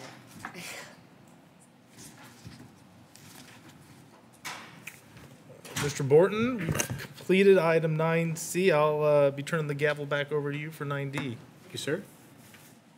Show no Nine- damage was done. You did a great job. 9D is a budget amendment for SWAC. Carrie Glenn is going to be presenting. Thank you. Thanks for staying late. Mr. President, members of the City Council, in front of you is a budget amendment for SWAC. Basically, I'm just here simply put, asking for spending authority for some projects that were previously approved through SWAC and City Council. Those projects are either completed and looking for their reimbursement or projected to be completed this spring. The two coming forward to being completed are the parks projects as listed. The Meridian Library District, their tiny library is done. They had their ribbon cutting October 1st, so they're just kind of holding out for their reimbursement. So just looking for the spending authority at this point for projects that were already approved. Okay. Thank you Any for that. questions? Council, any questions? No questions for me. Okay. Is there- Comment. Gary, thanks for staying late. We appreciate you. Not a problem. It's rare that we get to see you. It's very rare that we get to see you this late, so I appreciate Yes, you being here this evening. I do have to admit, it is past my bedtime. Well, we'll try and expedite this through. Thank you. No worries, it was all interesting, thank you. Thank you. We'll blame Mr. Coles. If there's no discussion, is there a motion? Mr. President, Ms. Little Roberts. we ended up with a little bit of discussion. Normally, this would be Councilman Milam's as the liaison to SWAC, but in the process of changing, I ended up having the discussion with Dale, so thank you very much. And with that, I move that we approve the budget amendment for Solid Waste Advisory Committee not to exceed $27,458. Second. Yeah. Been moved and seconded to She signed approve the the budget budget amendment for SWAC as described. Any discussion? If not, Mr. Clerk. Thank you, Mr. President. Councilmember Milam? Aye. Councilmember Burnt? Aye. Councilmember Palmer? Aye. Councilmember Little Roberts. Aye. Councilmember Cavanagh. Aye. Councilmember Borton. Aye. Thank you so much. Thank you, Carrie. Have a good night. Item number 9E, budget amendment number 2, Criminal Investigation Division Vehicle. Chief Levy, the floor is yours. Mr. President, Council, I know how much my liaison likes budget amendments, so I waited until he was my appointed liaison before I submitted one, since it's been a while. Actually, in front of you is a emergency budget amendment not to exceed $29,000. This would include a price of a vehicle, removal of equipment from an old car, and install equipment in a new car. And why are we doing this? This car was slotted for replacement this past budget year, but we pulled it because of the new matrix system. So we decided to see if we could go another year. 2 months ago, it was rear-ended, not our fault. Car was totaled. The value of the car is $6,000. Our deductible from iCrimp is $2,500. iCrimp is issued us a check in the amount of $3,836, and are attempting to get our deductible back through the other insured party. But we currently need funds to purchase and replace a new vehicle. And I stand for any questions. Thank you, Chief. Council, any questions? Mr. President. Palmer. I don't mind budget amendments when it's a car I get to drive. They don't let me drive the fire trucks or the vacuum truck.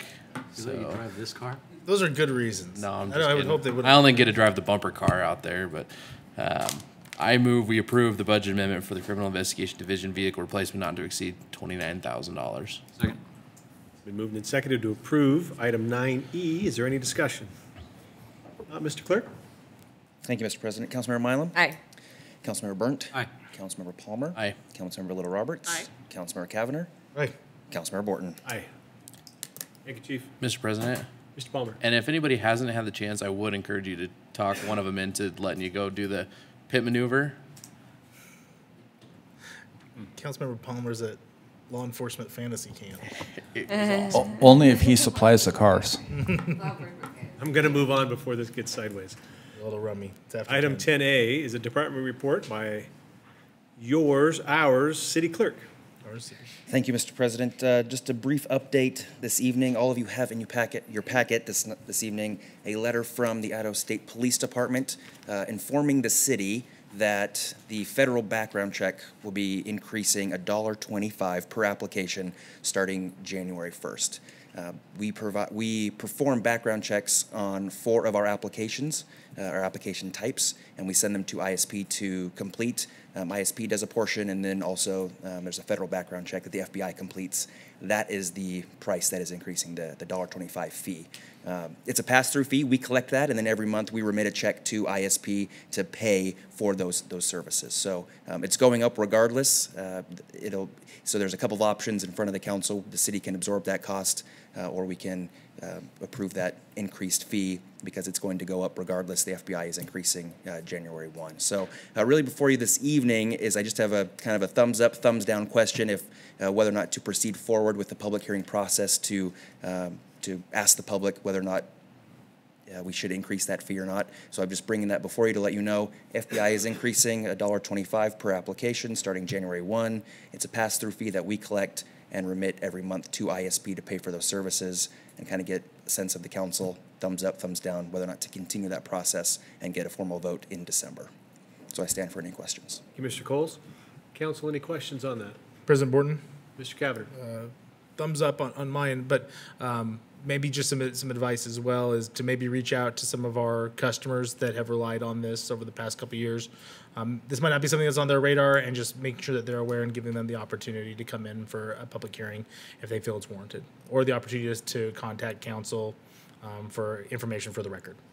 Absolutely. We maintain a list of previous applicants to let them know when changes are happening, and we can reach out and let them know, hey, be aware, this is going to be on the council's radar in about a month. Thanks. Good job. Perfect. Council, any other concern? We got general thumbs up? Thumbs up. Very good. We'll be back in the middle of December for the formal vote and the public hearing. Perfect. Thanks, DJ. Item number 11. We have one ordinance, ordinance number 18-1797.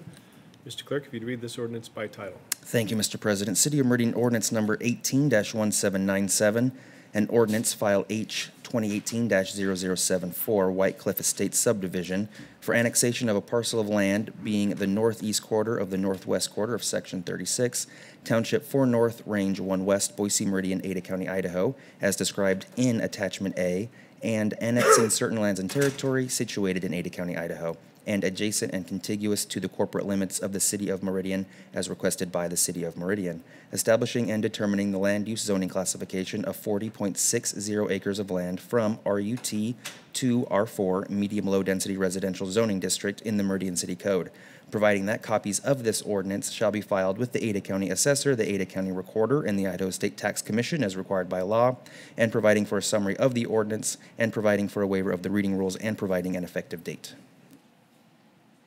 Thank you, CJ. You've heard the ordinance read by title only. Does anyone wish to hear it read in its entirety? Seeing none. Mr. President. Ms. Mylum. Move we approve ordinance number H2018-0074 with suspension of rules. Second. Are there two ordinance numbers?